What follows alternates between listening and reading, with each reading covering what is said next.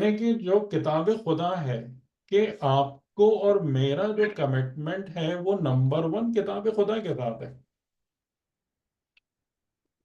ہم وہ جو امام جواد علیہ السلام کا ایک بڑا خوبصورت جملہ ہے جو آپ نے خط میں لکھا ہے اپنے ایک صحابی کو کہ لوگ قرآن کی روایت کرتے ہیں رعایت نہیں کرتے. تو راویان قرآن بے تحاشا ہیں. قرآن کے حافظ ہیں، قاری ہیں، قرآن میں ریسرچ ہو رہی ہے جناب، سائنٹیفکلی اتنے لفظ ہیں اور اتنے کلمات ہیں اور اتنے فلاں ہیں اتنے فلاں ہیں، لیکن رعایت اس قرآن کو ایبزورب کرنا، اس قرآن کی ہدایات کو اپنی زندگی میں امپلیمنٹ کرنا، سب سے پہلے اپنی ذات میں لے کر آنا، وہ خانہ خالی ہے. لیسن ایکسپیکٹ نہیں کر رہے. تو وہاں پر بھی جو سب سے بڑے ستم کی بات ہے وہ یہ ہے کہ جو لوگ بنام علماء بھی سامنے آئے انہوں نے بھی وہی سارے کام کیے ہیں جو خود قرآن نے بنی اسرائیل کے علماء کے لیے بیان کیے ہیں، کہ ساری چیزیں ٹوسٹ کر دی ہیں، ادھر سے ادھر گھما دی ہیں، قرآن کو رسوم و رواج میں لا کے پھنسا دیا ہے، ظاہری چیزوں پر سارا زور ہے. جو اصل اور بنیادی بات میں نے جب آپ لوگوں کے سامنے پورا اخلاقیات کا چیپٹر ڈسکس کیا تھا تو کیا چیز آپ کے سامنے رکھی تھی؟ یعنی اس وقت آپ لوگوں کو حیرانی ہوئی تھی یا نہیں ہوئی تھی کہ ہم تو ان ساری چیزوں کو اخلاق میں شامل ہی نہیں کرتے؟ یعنی میرا خیال ہے نمبر ون حیرانی کی بات یہ تھی کہ اچھا قرآن میں یہ سب بھی ہے. جی سر، جی سر، اور دوسری حیرانی کی بالکل سر، بات یہی یہ ہے بات کہ ہے. یہ جو اخلاق کا نصاب ہے قرآن کا، اس میں تو وہ چیزیں موجود ہیں جو ہم اخلاق میں شامل ہی نہیں کرتے. ہمارا اخلاق تو بس لوگوں سے اچھے سے مل لینا اور جھک کے باتیں کر لینا اور ادب تمیز کا مظاہرہ کرنا ہے. تو یہی مسائل ہیں. اب اس میں آپ کیا کریں گے؟ مطلب کس کا رونا روئیں گے؟ ابھی جو انقلاب ایران ہے وہ اسی کے ہی اندر ایک امید کی کرن تھا کہ جہاں پر اسی چیز کو انہوں نے کریکٹ کرنے کی کوشش کی تھی کہ بھائی آپ بھی جو یہ سارا علماء کا فقہا کا سارا سلسلہ لے کے بیٹھے ہوئے اٹ از ناٹ ورکنگ، کیونکہ آپ اصل چیز پہ ہاتھ ہی نہیں رکھ رہے ہیں. آپ خالی ایک توضیح المسائل لکھ کے فارغ کر دیتے ہیں، جبکہ پورا دین اور دین کا نظام جو ہے وہ بالکل کسی اور چیز پر بیس کر رہا ہے. اس چیز پر توضیح المسائل پر کوئی اسلامی معاشرہ نہیں بن سکتا. کسی بھی یعنی شیطانی اور طاغوتی نظام کی نفی نہیں ہو سکتی. لیکن اب دیکھیں وہ بھی مطلب اب کہاں تک پہنچتا ہے، کیا ہوتا ہے. تو یہی مصیبت ہے ہماری، جبکہ سولوشن بہت سمپل ہے.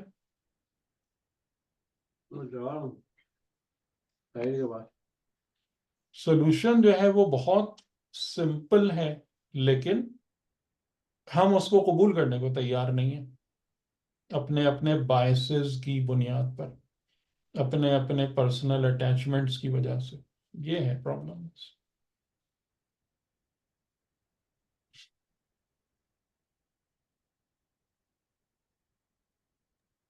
مطلب جی سولوشن ذاتیات ایک ہی سے ہے. بڑھ کے ذاتیات سے بڑھ کے سوچنے کی ضرورت نہیں، ہے. دائرہ ذاتیات تو ذاتیات کہہ لیں، انانیت کہہ لیں، یعنی حق کی بنیاد پہ سوچنے کی ضرورت ہے کہ جب تک لوگ اس بات کو کمٹ نہیں کریں گے کہ بھئی مجھے صرف اور صرف حق کو پانا ہے اور درک کرنا ہے irrespective of my affiliations یا my preferences، اور جو حق مجھے سمجھ میں آئے گا مجھے اسی کو امپلیمنٹ کرنا ہے اور اسی کو عملی کرنا ہے، چاہے اس سے میرے پہلے سے بنے ہوئے عقائد ٹوٹ جائیں، میری ساری جو پہلے سے میں نے بنائی ہوئی تھیں اپنی باتیں وہ ختم ہو جائیں، مجھے اس کی پرواہ نہیں ہے. آپ دیکھیں اسی طریقے سے ہی آیا ہے کہ جب رسول خدا تشریف لائے تھے، انبیاء تشریف لائے تھے، تو ان کے ساتھ سب سے بڑے مسائل یہی تھے کہ لوگ اسی گھن چکر سے، گورکھ دھندے سے باہر نہیں نکل پا رہے تھے. یہی مین پرابلم ہی یہی تھی.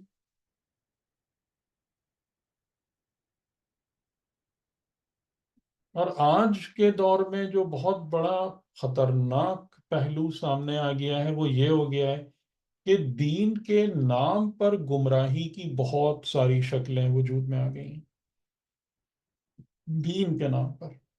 یہ بہت خطرناک چیز ہو گئی ہے، اور میں ذاتی طور پر مطلب اس جگہ پر نا بہت بے بسی فیل کرتا ہوں کہ میں کبھی کبھی نجی محفلوں میں یہ بات کہتا بھی ہوں کہ مجھے تو کوئی حل نظر نہیں آتا اس چیز کا، سوائے اس کے کہ خدا کی طرف سے کوئی معجزہ ہو، یا واقعاً پھر امام آ کے کچھ اپنا کار امامت میں سے انجام دیں، ورنہ اب جو ہے نا وہ دین کے نام پر اتنی گمراہی وجود میں آ چکی ہے، اور جس پر لوگ مطلب یعنی وہ تمام چیزیں جن کو لوگ فخر سے لیتے ہیں، فخر سے ان پر عمل کرتے ہیں، ان کا پرچار کرتے ہیں، سب سب کام چل رہے ہیں، تو بہت مشکل ہو گیا اس میں، یعنی کہ انسان کا بابصیرت ہونا اور با استقامت ہونا، اور پھر flowing swimming against the flow اور ٹائڈ، یہ بہت زیادہ ہمت طلب کام ہے۔ یعنی وہ چیزیں کہ جو روایات میں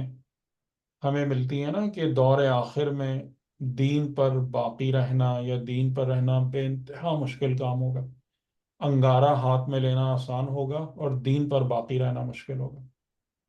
وہ چیزیں یعنی کہ خالی اس لیے نہیں، یہ سختی کی طرف اشارہ نہیں ہے، یہ اس چیز کی طرف بھی اشارہ ہے کہ بھائی سمجھ ہی میں نہیں آئے گا لوگوں کو کہ اتنا اتنا زیادہ، یعنی وہ جو چیز ہے کہ بال سے زیادہ باریک، تو بال سے زیادہ باریک کا مطلب کیا ہے کہ اتنی دقت آپ کو کرنی پڑے گی اصل دین سمجھنے کے لیے، دین کی حقیقت میں اتنے زیادہ مغالطات اور مبالغہ آرائی شامل ہو چکی ہوگی کہ اصل دین کو نکالنا بے انتہا مشکل ہو جائے گا، اس تک پہنچنا۔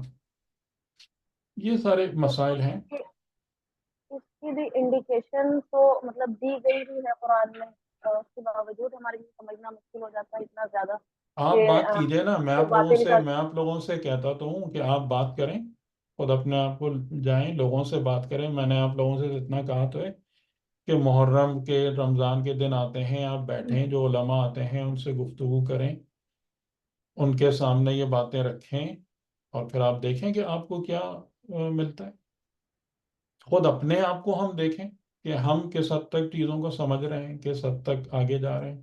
تو یہ کوئی اتنی ڈھکی چھپی بات نہیں ہے کہ اصل حقیقت کیا ہے، اصل معاملہ کیا ہے، لیکن اس کو ایکسپٹ کرنے کو کوئی تیار نہیں ہوتا، اور اصلاح کرنے کے لیے تو اور بھی قلت ہے کہ جو یہ کہیں کہ اس بات کو ریئلائز کریں کہ ہاں یہ غلطی ہے اور ہمیں اس کی اصلاح کرنا ہے، وہ لوگ تو اور بھی بہت ہی کم ہیں۔ جی السلام علیکم حضرت بھائی۔ جی، جی، وعلیکم السلام۔ وہ سوال جو ایک میں نے آپ سے، اس میں ہماری ڈسکشن بھی چل رہی تھی حرام حلال کے حوالے سے، کہ حلال جی میں جی بھی جو ہے جی وہ آپ کم، جیسے آپ فرما رہے تھے کہ اس کو بھی کم استعمال کریں، جی تو وہ کنسیپٹ جو ہے نا تھوڑا میں نے کئی دفعہ کوشش کی سننے کی، لیکن سمجھنے کی، لیکن مجھے صحیح طرح ابھی تک جو ہے نا وہ کلیئر نہیں ہو سکا کہ جیسے قرآن مجید کی بہت ساری آیات جو ہے نا وہ اس طرف جو ہے نا اشارہ نہیں کرتی، بلکہ وہ کہتی ہیں کس کہ طرف اشارہ نہیں کرتے؟ وہ اعتدال کی طرف اشارہ کرتی ہیں، کہ اعتدال میں رہ کے تو بات کریں کہ اعتدال محدود کرنا نہیں ہے، اعتدال بذات محدود خود محدود کرنا ہے۔ اسراف، یعنی اسراف سے بچنے کے لیے ہے کہ اسراف سے جو ہے نا اعتدال اسراف بذات خود محدودیت ہے۔ نہیں، دونوں اگر ایکسٹریمز کے آپ درمیان میں رہنا ہے نا، اعتدال تو یہ دو ایکسٹریمز کے درمیان میں رہیں۔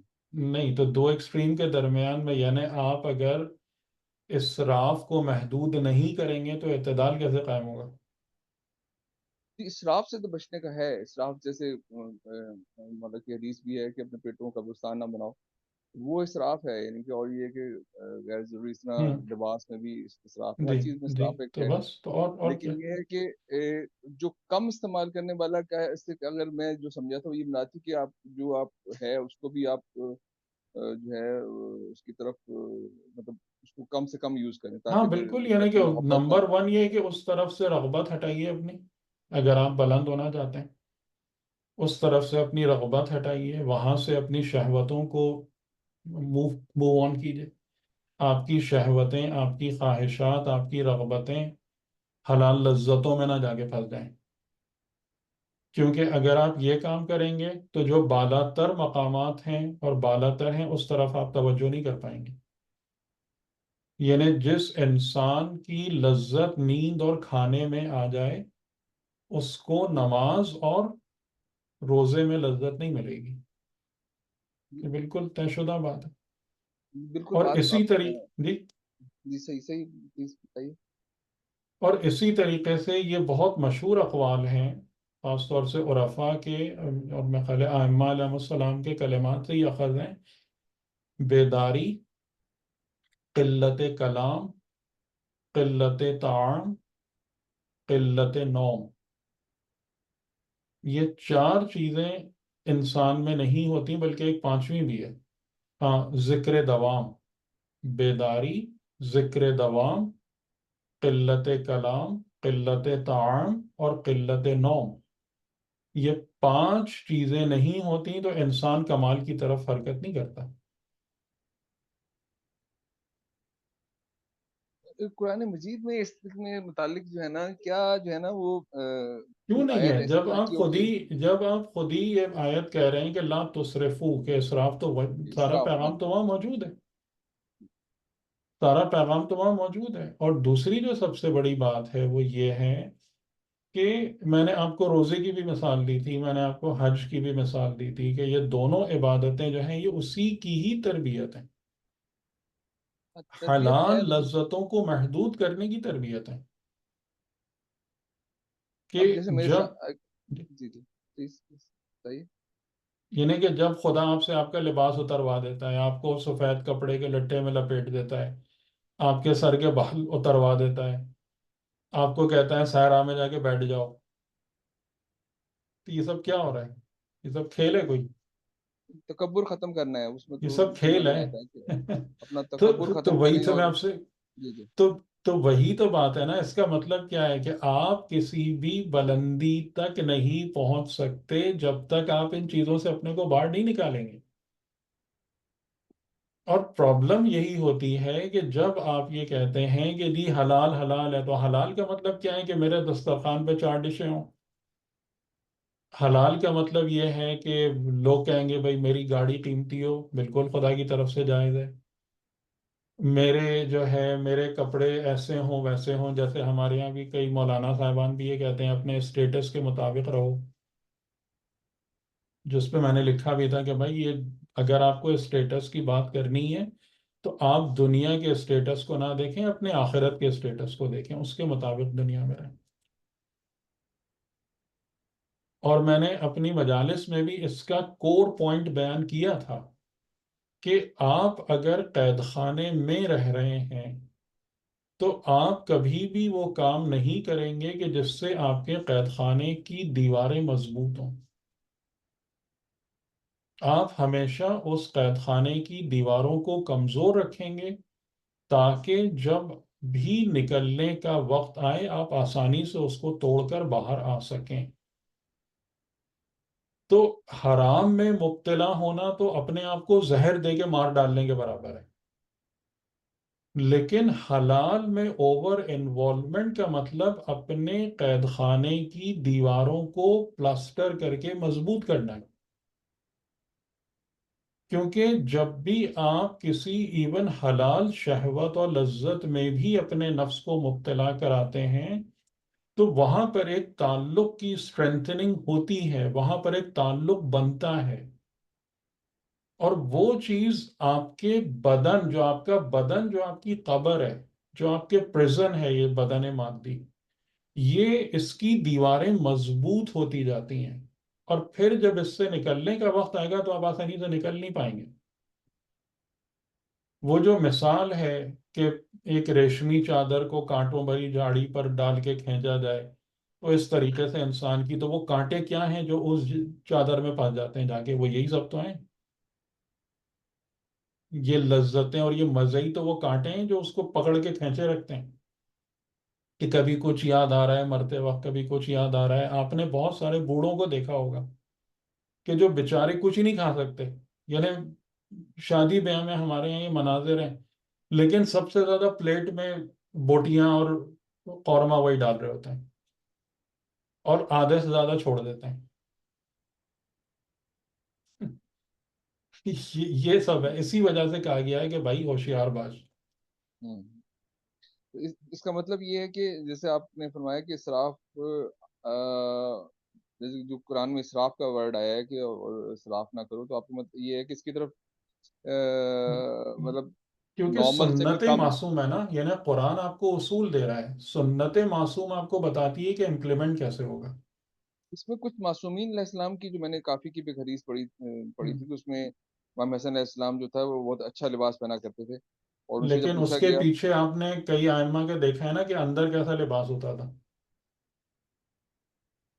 امام صادق علیہ ابھی ابھی السلام اور میرے شاید سامنے سفیان ثوری کا واقعہ ہے وہ.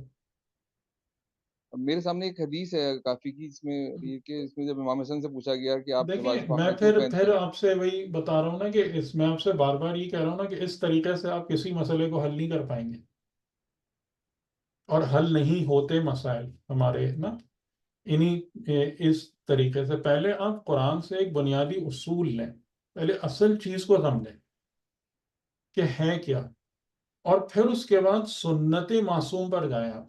یعنی معصوم نے کیسی زندگی گزاری کہ ٹھیک ہے امام حسن کا دسترخوان لوگوں کے لیے وسیع ہوتا تھا، کھلا ہوا ہوتا تھا، ٹھیک ہے، یا ائمہ نے ایک زمانے میں اپنے لباس کو بہتر کیا، اس کی کوالٹی کو، اس کی کیا وجہ تھی. اور اس میں بھی یعنی کہ جیسے جو واقعہ میں آپ کو بتا رہا ہوں چھٹے امام کا، کہ آپ نے بتایا کہ دیکھو یہ اوپر کا لباس ریشمی یا پتہ نہیں کون سا قیمتی نظر آ رہا ہے، لیکن اندر دیکھو یہ کھدر کے کپڑے ہیں، کہ میں اپنے بدن کو، اپنے نفس کو لذت کا عادی نہیں بنا رہا ہوں، اس کی نرمی اور ملائمت کا عادی اپنے بدن کو نہیں بنا رہا ہوں. یہ اس لیے ہے کہ ہاں ٹھیک ہے چلو کہ یہ اس بات کو یعنی اس بات کو بھی ناپسند کیا گیا ہے کہ انسان جو ہے نا خواہ مخواہ اپنے کو فقیر ظاہر کرے. یہ بھی کوئی اچھی بات نہیں ہے، جی. اس میں بھی کوئی خوبی نہیں ہے. لیکن اصل چیز کیا ہے، اصل پوائنٹ پر جب تک آپ انگلی نہیں رکھیں گے نا، آپ کو بات سمجھ میں نہیں آئے گی. کیونکہ ہم سارا کام یہ کرتے ہیں، ادھر سے آیت، ادھر سے حدیث، ادھر سے وہ، اور آخر میں اتنا بڑا میس بن جاتا ہے کہ ہمیں خود ہی کچھ سمجھ میں نہیں آتا. تو سب سے پہلا کور کنسپٹ کو پکڑنا ہے. کور کنسپٹ ہمارا یہ ہے کہ ہمیں خدا کی جانب بلند ہونا ہے، ہمیں اپنی انسانیت کی حقیقت کو پانا ہے، اور انسانیت کی ملکوتی حقیقت اس وقت تک نصیب نہیں ہو سکتی جب تک نفس شہوات کا اسیر ہے. ٹھیک، یہ بات سمجھ میں آ گئی؟ جی. جی، اس میں کوئی اختلاف تو نہیں ہے اس اصول میں؟ صحیح ہے. اس اصول میں کوئی اختلاف نہیں ہے نا؟ جی جی بالکل. شہوات ٹھیک کا ہے. اسیر ہونے سے جو میرا مطلب تو یہ ہے اب کہ جب آپ چاہے. اب یعنی یہ اگر آپ نے پہلا کور کنسپٹ سمجھ لیا، اب اس کے بعد ہمارے سامنے زندگی میں جو چیزیں بھی آتی ہیں ان کو ہم دو طریقوں سے میں ڈیوائڈ کر سکتے ہیں. کچھ ہمارے لیے بارغبت ہوتی ہیں، کچھ ہمارے لیے نفرت والی ہوتی ہیں. جو ہمارے لیے رغبت والی چیزیں ہوتی ہیں ان سے ہماری شہوتیں اٹیچ ہو جاتی ہیں. یہ بات ٹھیک ہے؟ صحیح. تو اب جن چیزوں سے ہماری شہوتیں جڑتی ہیں ان میں پھر دو کیٹیگریز بن جاتی ہیں. ایک وہ ہے جو حلال کے زمرے میں آتی ہیں، ایک حرام کے دائرے میں چلی جاتی ہیں. جو حرام ہے ان سے تو 100% اپنے کو الگ رکھنا ہے، کیونکہ حرام ایک زہر ہے. حرام میں انوالومنٹ جو ہے وہ اپنے نفس میں زہر ڈالنے کے برابر ہے. ٹھیک ہے، وہ ایک بات ایک طرف ہو گئی. اب مسئلہ آ گیا حلال کا. اب حلال جس کو قرار دیا گیا ہے اس کا مطلب یہ ہے کہ یہ تمہارے لیے خوشگوار ہے، اس میں تمہاری نشو و نما ہے، اس میں تمہارے لیے گروتھ ہے، اس میں تمہارے لیے لذت ہے. ٹھیک، عمدہ.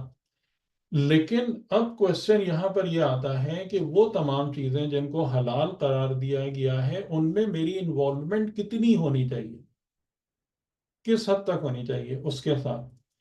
کیونکہ میں اس بات کو آبزرو کر رہا ہوں خود اپنے آپ میں غور کر کے بھی اور احکامات دین میں غور کر کے بھی کہ حلال میں زیادہ انوالومنٹ مجھے خدا سے بھی دور کرتی ہے اور میرے نفس کو کے اندر شہوتوں میں بھی اضافہ کرتی ہے، جو سورہ آل عمران کی آیت ہے زُيِّنَ لِلنَّاسِ حُبُّ الشَّهَوَاتِ مِنَ النِّسَاءِ وَالْبَنِينَ وَالْقَنَاطِيرِ الْمُقَنطَرَةِ، اس میں سے آپ مجھے بتائیں کوئی حرام ہے کوئی چیز جس کو حب شہوات کہا گیا ہے؟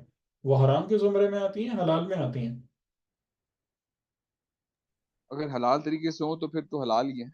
طریقہ کیا حلال ہی ہے نا، نہیں اگر اس میں مطلب یہ حرام سب کا ہے، چیزیں، جی اس اگر میں یہ سب چیزیں حرام تو حلال نہیں ہے طریقے نا. سے حاصل کی جائیں تو پھر ہاں تو حلال ہے. ہاں ہاں، ٹھیک ہے نا، ادھر کہ اس میں لیکن وہ کیا ہے، وہ تمام کی تمام چیزیں کیا کر رہی ہیں، شہوتیں کریٹ کر رہی ہیں، اور شہوتیں جب کریٹ ہوتی ہیں تو ان کی محبت پیدا ہوتی ہے، اور جب شہوتوں کی محبت آتی ہے تو وہ انسان کی نظروں میں زینت پا جاتی ہے،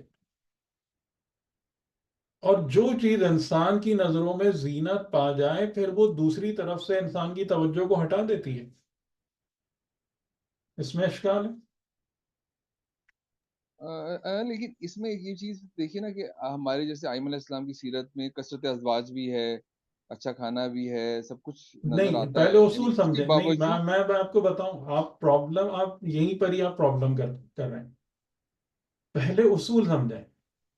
اصول ٹھیک ہے، اصول جو میں پہلے سمجھا ہوں اصول کہ سمجھیں، پہلے اصول سمجھیں نا، کہ یہاں پر آپ مجھے بتائیں کہ یہاں تک جتنی بات ہے اس میں کوئی اشکال ہے؟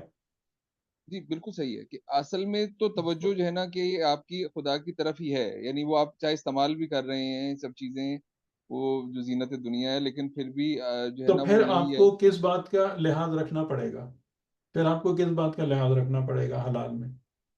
آپ اپنے لیے اصول بنائیے نا، پہلے اپنے لیے قانون بنائیے نا. آپ پہلے خود اپنے لیے ایک فیصلہ کریں، اس کو چھوڑیں باقی کے کون کیا کر رہا ہے کیا نہیں کر رہا ہے. ابھی آپ اس کا اصول بنائیں گے. اگر آپ کو یہ قرآنی تمام چیزیں سمجھ میں آ گئیں، اب آپ اپنے لیے کیا اصول بنائیں گے حلال سے ریلیٹڈ؟ جو میں سمجھا ہوں وہ تو یہ ہے کہ اس میں آپ حلال کو استعمال کریں، اس میں جی، یہ ہے کہ خود نمائی نہ ہو، اسراف نہ ہو، اور لیکن ان سب کچھ ہوتے ہوئے بھی آپ کا دھیان خدا کی طرف ہی ہو کہ اصل دنیا جو ہے وہ آخرت کی اور خدا. یہ کیسے ہوگا؟ اگر آپ کی اوور انوالومنٹ ہو جائے، اگر آپ اس کو محدود نہ رکھیں تو کیسے ہوگا یہ؟ وہ کیونکہ اوور یعنی انوالومنٹ کا مطلب اسراف ہے. آپ مجھے آپ ایک بات مجھے بتائیں کہ آج آپ جو ہے نا یہ نیت کرتے ہیں کہ جی میں ایک گھر اور بناتا ہوں، مجھے ایک گھر اور بنانا ہے. ٹھیک ہے، آپ کا ایک گھر ہے، آپ کا ایک گھر اور بنانا ہے، یہ حلال ہے یا حرام ہے؟ حلال ہے. حلال ہے. ٹھیک ہے، ایک گھر اور بنانا ہے تو اس کے لیے اب مجھے کیا کرنا پڑے گا کہ مجھے اتنے کروڑ روپے چاہیے. اب مجھے وہ ظاہر ہے کہ آپ خدا نخواستہ حرام کی طرف نہیں جانا چاہتے، تو آپ حلال ذرائع سے اپنی آمدنی بڑھانے کی کوشش کریں گے. ٹھیک ہے، جی آپ جاب بدلیں گے، آپ کوئی نیا کاروبار کریں گے، یہ تمام چیزیں یہ بھی حلال ہیں یا حرام ہیں؟ جی حلال ہے. آپ حلال پہ جائیں گے. آپ کے پہلے اگر آپ 8 گھنٹے انوالو تھے، اب آپ 12 گھنٹے انوالو ہو گئے. صحیح، کیونکہ حلال اس کے بغیر تو آئے گا نہیں، جی ایکسٹرا محنت کے بغیر. اب آپ 12 گھنٹے 14 گھنٹے جو ہے نا وہ اپنے ایکسٹرا کاروبار اور دو دو جابز اور سب کو دے رہے ہیں. آپ مجھے بتائیں اس کے ساتھ آپ خدا کی طرف توجہ کہاں سے کریں گے؟ یہ کہنا تو بہت آسان ہے، کریں گے کیسے؟ جیسے بھی اب یہ خیر ایک مثال ہے آپ نے بتائی، مطلب ایک ایکسٹریم مثال ہے، لیکن یہی یہ کہ مسئلہ ہے، یہی دوسری مسئلہ طرف ہے. یہ یہ کہ جیسے اویلیبل ہے آپ کے پاس، جیسے اب جیسے اگر میں فار ایگزامپل کما رہا ہوں، میرے پاس اتنے پیسے ہیں کہ میں دوسرا گھر ہاں، افورڈ کر چلیے سکتا ہوں، آپ نے دوسرا تو گھر وہ بنا لیا، اگر آپ کے جی پاس ہے بھی، اس کے جی بعد وہ دوسرا گھر آپ کو اپنے اندر جتنا انوالو کرے گا، کیونکہ اس سب باقی کے آپ ساتھ، کے ارد گرد جتنے افراد ہیں وہ سب تو آپ کی طرح نہیں سوچ رہے نا. لیکن میرا جو ہے نا، جو میں سمجھتا ہوں کہ جو اصل چیلنج ہے وہ یہی ہے کہ ان سب کے ساتھ آپ کو خدا کی طرف رغبت کرنی ہے اور پلاننگ نہیں، کرنا دیکھیں اپنے لیے. بات یہاں پر جو ہے نا، بات یہ نہیں ہو رہی ہے. بات آپ کی یعنی آپ اس میں ایک طرف رہیے. میں یہ کوئی نہیں کہہ رہا کہ آپ حلال استعمال نہ کریں. میں صرف یہ بات کہہ رہا ہوں کہ آپ اس کے اندر اپنی انوالومنٹ کو کم سے کم کریں، اس کو محدود کریں، ورنہ وہ چیز آپ کو اپنی طرف کھینچ لے گی، آپ کو اپنے بھنور میں لے جائے گی، آپ اس سے نہیں نکل پائیں گے۔ ٹھیک ہے، پریکٹیکلی ایسے ہی ہوگا، آپ جتنا دل چاہے بولتے رہیے کہ میں خدا کی طرف یہ ہونا چاہیے، کہاں ہوتا ہے؟ ہم اپنی ایک جاب میں نہیں رکھ سکتے یہ کام، آپ اپنی جاب میں خدا کی طرف توجہ رکھ سکتے ہیں؟ رکھ پاتے ہیں؟ مشکل ہوتا ہے، جیسے کوئی بھی میں نہیں رکھ پاتا، میں ہم ابھی سب کو اپنا پتہ بھی، ہے۔ جی ابھی اپنا بھی مثال اگر میں اپنے طرف اگر بس سوچوں، جیسے بہت مطلب انوالو والی جاب ہے، 7-8 روزانہ بجتے ہیں، یعنی 8-9 مطلب یہ بھی تو ہو پھر جاتا ہے، تو یہ تو پھر کہاں ہے؟ واجبات ساری ادا کر لیتے ہیں، لیکن یہ ہے کہ اوبیسلی تو بات ذرا مشکل تو ہے۔ یہی تو بات ہو رہی ہے، یہی تو بات ہو رہی ہے کہ انہی چیزوں کی وجہ سے تو ہم اپنی زندگی کے 40-50 سال گزارنے کے باوجود بلند نہیں ہو پائے۔ ٹھیک ہے، خدا کا شکر ہے ہم حرام میں انوالو نہیں ہو رہے ہیں، ہم حرام کام نہیں کر رہے ہیں، حرام، لیکن ہم کیوں نہیں بلند ہو رہے؟ ہم اپنے آپ سے یہ سوال کیوں نہیں کرتے کہ بھئی یعنی جو اتنے عرصے تک 30 سال 40 سال تک عبادات کو انجام دے، اسے کس مقام پہ ہونا چاہیے؟ کیا ہم نے وہ مقام حاصل کر لیا؟ کیا ہم اس جگہ تک آ گئے؟ اور اگر نہیں آئے تو کیوں نہیں آئے، جبکہ ہم حرام بھی نہیں کر رہے، جبکہ ہماری زندگی میں گناہ بھی نہیں ہے؟ پھر کیوں نہیں ہو رہا؟ تو کہیں نہ کہیں تو کوئی کمی ہے نا۔ میرا تو خیال ہے کہ پہلی فرسٹ اسٹیج تو جو ہے نا، وہ حرام سے بچنے کی ہی بہت ہی مشکل ہے آج کل کے زمانے میں، تو یہی بہت ہی ایک بڑا دیکھیں چیلنج ہے وہ نہیں، وہ۔ ہمارا جو کام ہے نا، وہ ایک اصول، میں تو آپ کو ایک اصول سمجھا رہا ہوں کہ اگر آپ کو بلند ہونا ہے، اگر آپ کو وہی لقاء اللہ کے راستے پر ترقی کرنا ہے، تو آپ کو ان باتوں کا لحاظ رکھنا پڑے گا، ورنہ یہ ترقی ممکن نہیں ہے۔ کیونکہ یہ بات قرآن سے بھی ثابت ہے، سنت معصوم سے بھی ثابت ہے، اولیاء الہی کے کلمات سے بھی ثابت ہے، اور ان کی سیرت سے بھی ثابت ہے، یعنی اس میں کوئی دو رائے ہے ہی نہیں۔ ٹھیک ہے، اس اب میں وہ ظاہر ہے کہ قبول کرنا نہیں کرنا ہر شخص کی اپنی بات ہے، اس میں تو کوئی کسی کو زبردستی کر ہی نہیں سکتا۔ یہ ایڈوائس کیا سب کے لیے، ہر انسان کے لیے ہے کہ جو ہے نا کہ وہ بالکل، اس کو اس فارم میں آئے، یا یہ ایڈوائس ہے کہ صرف ان کے لیے کہ جو کہ ایک سٹیپ آگے جانا چاہتے ہیں؟ یعنی ایک سٹیپ تو ایڈوائس یہ ہے نا دیکھیں کہ ہر ایک کے لیے ہوتی ہے، ایڈوائس ہر ایک کے لیے ہوتی ہے، یعنی کہ دین نے جو بھی بات بتائی ہے وہ اینڈ تک کی ہی بات بتائی ہے، لیکن اب انسان کی توفیق ہے کون کتنا اوپر جاتا ہے یا نہیں جاتا، لیکن ایٹ لیسٹ ہمیں رستے پر ضرور ہونا چاہیے۔ یہ ایڈوائس تو ہمیشہ ہر ایک کے لیے ہی ہوتی ہے، کہ یہ تو نہیں ہوتا نا کہ آپ کہیں کہ جناب اگر کوئی زیادہ اہلیت والا نہیں ہے تو اس کے لیے دین کچھ اور ہے، اور جو زیادہ اہلیت والا ہے تو اس کے لیے دین کچھ اور ہے، ایسا تو نہیں ہوتا نا۔ نہیں، دین تو صحیح کہہ رہے ہیں آپ، لیکن ابھی تو فرسٹ اسٹیج میں تو میرا خیال ہے کہ لوگوں کو حرام اور حلال سے ہی بچانا ایک بہت بڑا ایک وہ ہے جو نہیں، لیکن اس میں ایک اس سے بات اگلی ذہن میں اسٹیج رکھیے بتاتے ہیں، گا، جب ہم کو اگلی اسٹیج نہیں بتائیں تو ہم نہیں تو نہیں، یہاں پر ایک بات ذہن میں رکھیے کہ پریکٹیکلی فرسٹ سیکنڈ اسٹیج کا ہونا ایک اور بات ہوتی ہے، اور علم اور عقیدے کے مطابق جو ہے نا حقیقت کا کھولنا، وہ ایک اور بات ہوتی ہے۔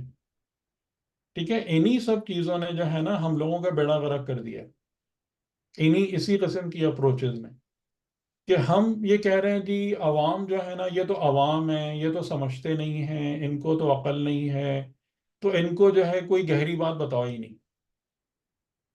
اب رفتہ رفتہ کیا حال ہوا لوگوں کا اس چکر میں؟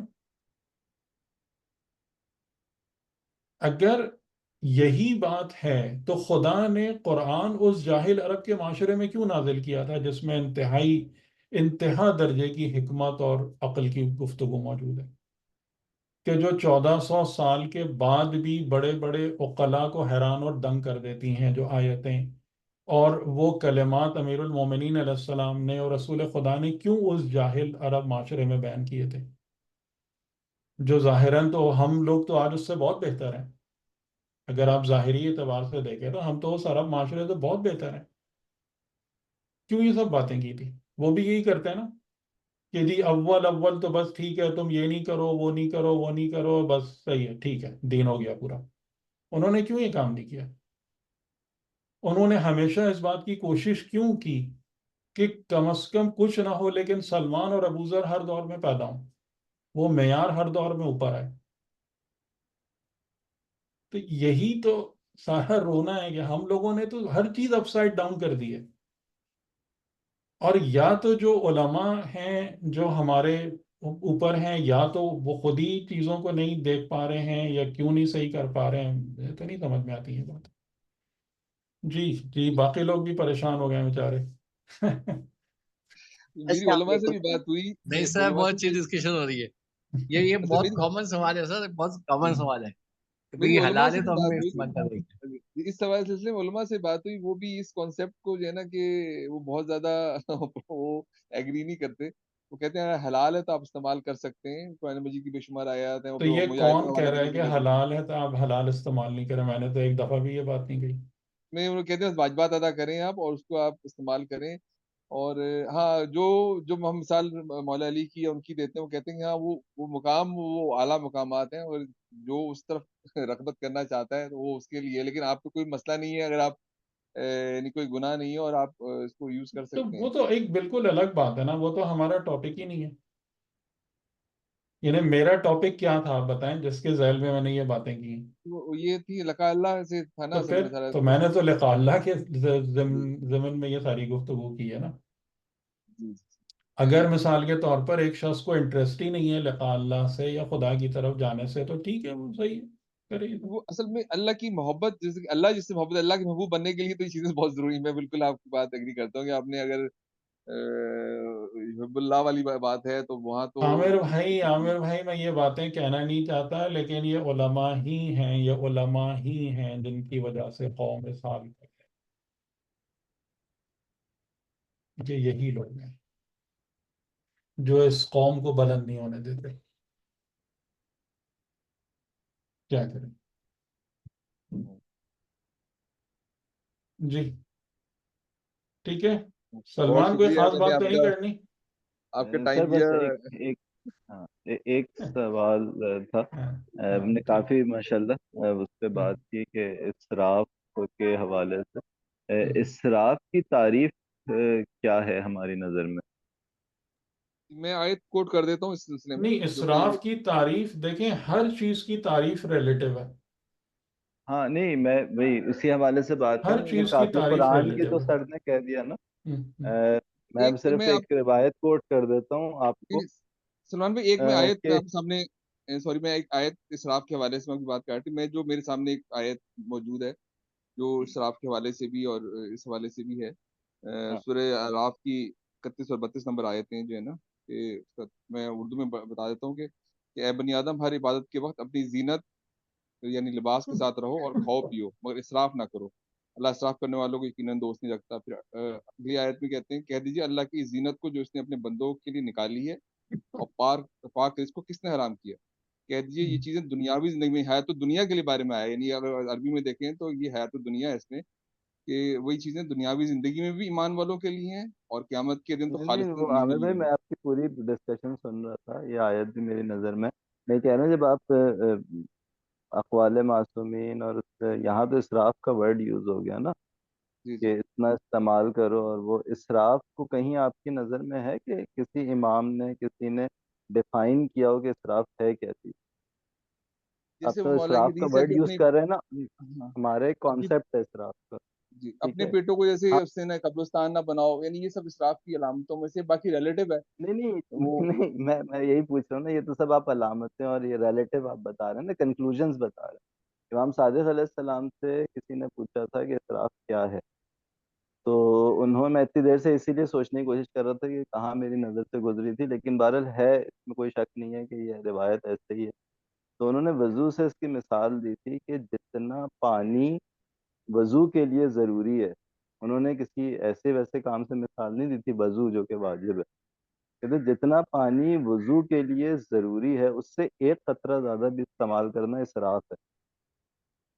ٹھیک ہے، تو اس سے میرے خیال سے نا کم از کم میرے لیے تو یہ بحث ہی ختم ہو جاتی ہے کہ جتنی میری ضرورت ہے، ہاں میں خود بہت فیل ہوتا ہوں پورے دن 24 گھنٹے میں، لیکن ڈیفینیشن اس کے لیے میرے ساتھ چینج نہیں ہوگی.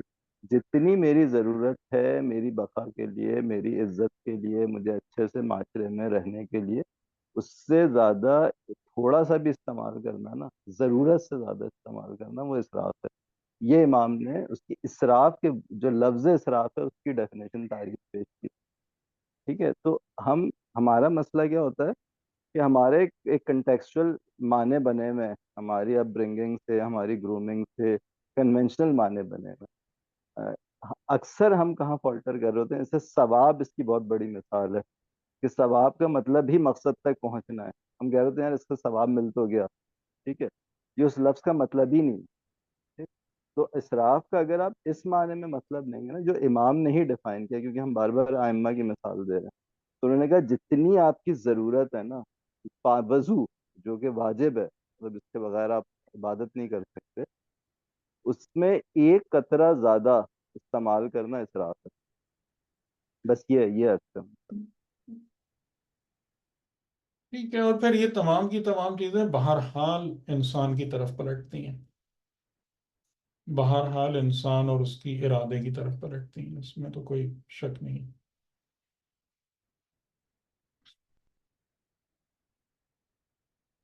جی کسی اور نے بھی ہینڈ ریز کیا تھا، اگر وہ بھی پوچھنا چاہیں تو. السلام علیکم ورحمۃ اللہ. جی وعلیکم السلام. سر ابھی یہ جو آپ بات کر رہے تھے نا کہ آپ نے کی مجالس میں نے بھی سنی ہے، وہ جی. لکھا اللہ کے لیے کہ انسان سادگی ہوں اپنائے، اور وہ جو 5 چیزیں آپ نے بتائی ہیں کہ کم بولنا کم کھانا، ہوں تو ہوں اس کا لکھا اللہ کے ساتھ ساتھ یہ والا بھی تو ایک مقصد ہے اصل میں، جو خدا اور اہل بیت نے ہمیں بتایا ہے کہ اصل میں خدا نے اگر 4 مجھے دیے ہیں تو وہ دو دو میرے لیے ہیں، 2 کسی اور کے لیے ہیں. وہ سادگی، پھر وہ یہ سادگی نہ ہو جائے. ایک طرف ہمیں یہ بھی انحراف نظر آ رہا ہے معاشرے میں کہ سادگی، نہ کھا رہے ہیں، نہ پی رہے ہیں، نہ لگا رہے ہیں، نہ کچھ کر رہے ہیں، وہ سیونگ سرٹیفکیٹس بنا رہے ہیں، کچھ نہیں کرنا ہے. نہیں، لیکن دیکھیں میں پھر تو وہی آپ سب لوگوں کو جو ہے نا، جو میں بات بار بار ریمائنڈ کرا رہا ہوں، اس طریقے سے آپ کی زندگی کا کوئی مسئلہ حل نہیں ہوگا. آپ کو نمبر 1 اصول خداوندی، اصول دین، قرآن اور سنت معصوم کی روشنی میں سمجھنا پڑے گا، اور اس اصول پر آپ چیزوں کو آگے لے کے چلیں گے تو کوئی فائدہ ہوگا. معاشرے میں کون کیا کرتا ہے، کیا نہیں کرتا ہے، کون کیا بولتا ہے، اس سے ہماری غرض نہیں ہے فی الحال کچھ بھی. ٹھیک ہے، ہم ان چیزوں سے کوئی غرض نہیں رکھنا چاہتے، ہم پہلے حقیقت سمجھنا چاہتے ہیں کہ شارع نے، خدا نے، نبی نے ود ایگزامپلس کتاب کے ذریعے سے ہمیں کیا سکھایا ہے، کیا بتایا ہے، قانون کیا دیا ہے. ٹھیک ہے، یہ بہت مجھے ضروری ہے. اگر آپ لوگ اس پر قائم نہیں کریں گے نا اپنے آپ کو، اپنی فکر کو، آپ کہیں نہیں پہنچ پائیں گے. سر مجھے یہاں پہ یہی قانون سمجھ میں آیا ہوا ہے کہ دراصل سادگی اس لیے ہے کہ آپ دوسروں کی زندگی کو اپ گریڈ کریں. یہ کوئی اگر ضروری میرے نہیں ہے. پاس دوسرے نہیں نہیں ضروری نہیں نہیں نہیں. تو پھر معاشرہ سادگی کیسے آپ جو کے ہے وہ عدم سادگی آپ پر کے آئے. اپنے لیے ہے. سادگی کا مطلب یہ ہے کہ ہم اگر خود اپنی ضرورت سے آگے نہیں بڑھتے، یعنی میں خود اپنے نفس کو مہذب بنا رہا ہوں، میں خود اپنے نفس کو شہوتوں سے پاک کر رہا ہوں، اور جب میرا نفس اخلاق الہی سے متصف ہو جائے گا تو میں اپنے لیے بھی فائدہ مند ہوں گا اور باقی سب کے لیے فائدہ مند ہوں گا. اصول یہ ہے. اچھا. آپ خود اپنے آپ کو نیکی اور سچائی اور اس الہی اخلاق پر قائم کیجئے تو آپ کی حیثیت ایک نورانی شمع کی سی ہو جائے گی، اور پھر آپ اپنے لیے بھی پربرکت ہیں، دوسروں کے لیے بھی ہیں. جو حضرت عیسیٰ علیہ السلام کے لیے ان کی پیدائش کے ساتھ جو ان کا جملہ ہے، جعلنی مبارکن اینما کنتو، خدا نے مجھے مبارک قرار دیا ہے میں جہاں بھی رہوں. یہ اصل انسان ہے، یہ مومن کی حقیقت ہے. تو جتنی بھی چیزیں ہم کو تعلیم دی گئی ہیں، یا جتنی بھی چیزوں کے لیے ہمیں اصرار کیا گیا ہے کہ آپ یہ کریں، یعنی جس کو ایک امام علیہ السلام کا جملہ ہے، تخلقوا باخلاق اللہ، اللہ کے اخلاق سے اپنے اخلاق بناؤ، یعنی صفات خدا سے اپنے اخلاق بناؤ. تو وہ صفات جب پیدا ہو جائیں گی آپ کے اندر، تو آپ اپنے لیے بھی پربرکت ہیں، دوسروں کے لیے بھی پربرکت ہیں. یہ اصول ہے.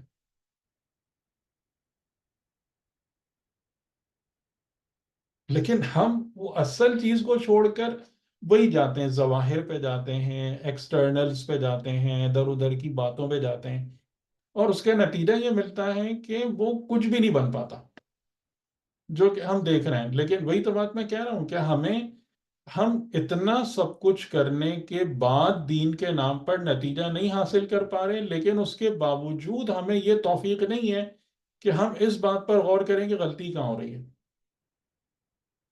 یہ توفیق ہمیں حاصل نہیں ہے کہ ہم فیڈ بیک لیں. آپ ہمیشہ زندگی میں دیکھیے گا کہ فیڈ بیک جو ہے نا، یعنی کہ آپ اگر ایک عمل کرتے ہیں تو عمل کا ایک نتیجہ پلٹ کر خود چیز کی طرف آتا ہے. یہ نیچر کا سب سے بڑا رول ہے، یہ فیڈ بیک. لیکن ہمارے پاس ہم نے فیڈ بیک کے پورے دروازے جو ہے نا اس کو شٹ ڈاؤن کیا ہوا ہے کہ ہم جب زندگی میں کوئی بھی عمل انجام دیتے ہیں اس کا ایک نتیجہ واپس پلٹ کے ہماری طرف آتا ہے، جو فیڈ بیک کے طور پر ہمیں بتا رہا ہوتا ہے کہ تم کدھر کھڑے ہو، تم نے کیا کیا، صحیح تھا غلط تھا، لیکن ہم وہ سب کچھ سننے کو تیار نہیں ہوتے.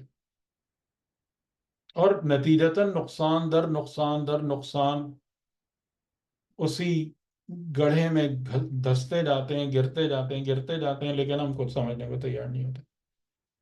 یہ ہماری پرابلم.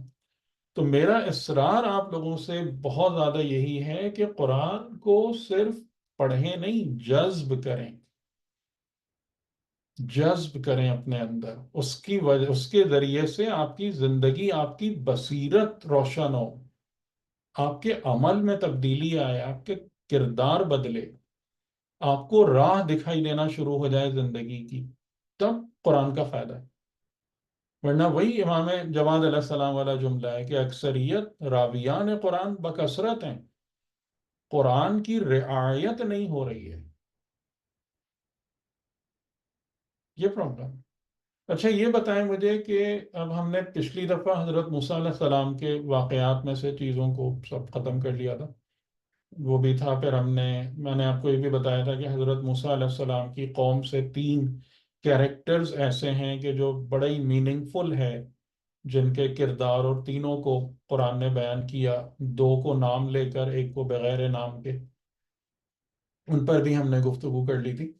تو اب وہاں سے جب ہم آگے بڑھتے ہیں تو ہمارے پاس پھر آتے ہیں انبیاء کے سلسلے میں حضرت داؤد اور حضرت سلیمان علیہ السلام، اور ان کے واقعات بھی قرآن میں موجود ہیں. اور پھر حضرت داؤد کا جو واقعہ ہے وہ بذات خود حضرت داؤد سے شروع نہیں ہوتا، بلکہ طالوت والے واقعے سے شروع ہوتا ہے. جناب طالوت اور اس پر جو سورہ بقرہ کی آیتوں میں بیانات ہیں، میں اس پر کافی تفصیل سے بات کر چکا ہوں، جو میرا خیال ہے ریکارڈڈ بھی ہیں. تو کیا آپ لوگ کیا پریفر کرتے ہیں کہ اس گفتگو کو سن لیں یا پھر میں بطور تذکر اس کو آپ کے سامنے دہرا دوں؟ یعنی ظاہر ہے کچھ پوائنٹس نئے نکل ہی آتے ہیں جب آپ پرانی بات بھی کرتے ہیں. السلام علیکم سر. بالکل سر، اس کو دہرا دیں تو بہت اچھا ہو جائے گا. واقع طالوت کو کیا کہتے ہیں؟ آج افروز بھائی ہیں نہیں ہیں؟ انہوں نے میرے خیال السلام سے علیکم سر. جی جی جی ایگری، بالکل ایگری. آپ کیا اس کو میں ذکر کر دوہرا دوں؟ جی جی بہت اچھا ہو جائے گا. اچھا چلیے ٹھیک ہے، کوئی مسئلہ نہیں. تو یعنی اب آپ کو پوری ترتیب سمجھ میں آ رہی ہے نا کہ انبیاء کی جو ترتیب ہے وہ کیا ہے کہ یعنی حضرت نوح علیہ السلام، پھر حضرت نوح اور حضرت آدم میں کتنا فاصلہ ہے؟ جی پتہ ہے کسی کو؟ سر یہ ایگزیکٹ تو نہیں، جو اتنے بھی ہیں روایت جو میں نے تحقیق کی اس کے مطابق جنریشنز نہیں سر، وہ بھی جنریشنز بھی جو ہے نا، جو روایات کی کتابوں میں آتی ہیں وہ کوئی اوتھینٹک نہیں ہے. यानी जिसके सर आप बारे में आप यकीन से कह सकें। 10 जनरेशन, यानी हजरत नूह जो थे वो हजरत आदम की 10th जनरेशन में थे। तो ये कोई ठीक है, रिवायत है, उन ये क्या है ये? नहीं, आयत नहीं, जाहिर है कि नहीं, लेकिन रिवायत जो है। कि तारीख है, जो तारीख है हिस्ट्री के 10वीं जनरेशन में इन्हें बाकायदा लोगों के नाम भी हैं। लेकिन सर वो ऑथेंटिक क्यों? कैसे हो सकते हैं, जैसे उस जमाने में तो कोई ऑथेंटिक की तो बात तो कोई भी नहीं कर सकता, लेकिन ये कि जो चीज एक तारीख में है, और जाहिर है कि उसी को ही, मैं इसलिए नहीं कह रहा कि ये आयत कुरान है। नहीं सर, रिवायत का मतलब है कि हदीस भी हो कोई, लेकिन ऐसी कोई नाम बहुत है, रिवायात के अंदर नाम है लोगों के बाकायदा, कि हज़रत हजरत इदरीस हज़रत आदम, नूह से भी फिर पहले उस, हैं, हाँ जी, हज़रत इदरीस हज़रत नूह से भी पहले हैं, और हाँ वो उनका बिल्कुल, दरमियान में क्या हाँ, टाइम आता है? वो 7वीं पुश्त में, 7वीं है, 7th है वो। ओके। हजरत और इदरीस जो हैं वो हजरत नूह के परदादा हैं। अगर सर हम होमोसेपियंस देखें तो होमोसेपियंस जो कि इसे मॉडर्न इंसान कहते हैं, वो तो 2 लाख साल तक जाता है। और उसकी बात नहीं हज़रत हो रही, लूत हम उसकी बात नहीं कर रहे, हम तो हजरत आदम की बात कर रहे हैं। हजरत आदम का जो सिलसिला है वो तकरीबन 10,000 साल, अप्रोक्सीमेटली 10,000 साल पहले का है, जहाँ से बाकायदा मॉडर्न ह्यूमैनिटी जो है, जो एग्जिस्ट करती है। सर, बाकी लेकिन मेहरगढ़ इंसानों, जो है, जो एक सिंध में मेहरगढ़ जो निकला है, ये तकरीबन 10,000 साल पुरानी तहजीब है, उससे तो तहजीब बन चुकी है, और नॉर्मल इंसान थे वो। ये हज़रत आदम का तो इससे पहले टाइम जाना चाहिए। नहीं, यानी कि अगर आप इससे अंबिया के सिलसिले से देखेंगे तो हजरत आदम का टाइम जो है वो उससे ज़्यादा पुराना नहीं जाता। खैर, वो हमारा मौजूद बहस नहीं है। जी जी, वो तो सर एक अलग तो जी है यानी वो। कि हजरत इदरीस अलैहिस्सलाम जो उनके परदादा थे हजरत नूह के, लेकिन उनका कुरान में सिर्फ नाम है, उनका वो नहीं है, कोई बाकायदा लाइफ हिस्ट्री नहीं है या कोई वाकयात नहीं है। उसके बाद जनाब नूह अलैहिस्सलाम जिनकी तफसीलात हैं, और हजरत नूह अलैहिस्सलाम के बाद यानी कि जो ह्यूमैनिटी ख़त्म हुई और फिर दोबारा से परवान चढ़ी, और बीच में 2 पैगंबरान आए, हूद और सालेह, और फिर उसके बाद हजरत इब्राहीम अलैहिस्सलाम है। और फिर हजरत इब्राहीम अलैहिस्सलाम की आमद के साथ बहुत बड़ी बड़ी चीज़ें हुई, जिनमें कि एक जो सबसे बड़ी चीज़ थी, यानी 2 चीज़ें ऐसी थी जो हजरत इब्राहीम अलैहिस्सलाम की के ज़रिए से इंसानियत को अता हुई। एक कुर्बानी वाला पहलू, और दूसरा जो था वो इमामत, और जिसको मैंने आपके सामने एक्सप्लेन किया था कि इन दोनों में क्या खसूसियात हैं। ठीक है, अब मैं इसको दोहरा नहीं सकता, लेकिन वो गुफ्तगू आपके पास महफूज है कि इमामत why it was special, it is special, और कुर्बानी में क्या चीज़ स्पेशल है।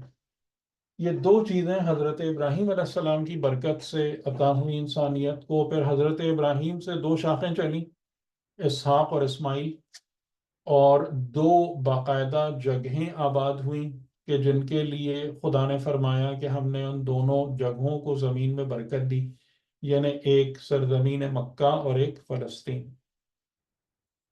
और फिर अंबिया का पूरा एक सिलसिला औलाद इसहाक में कायम हुआ, जिसमें हज़रत यूसुफ अलैहिस्सलाम के ज़रिए से खुदा ने उनको हुकूमत मिस्र अता की, मिस्र की सरजमीन उनके हाथ में दी।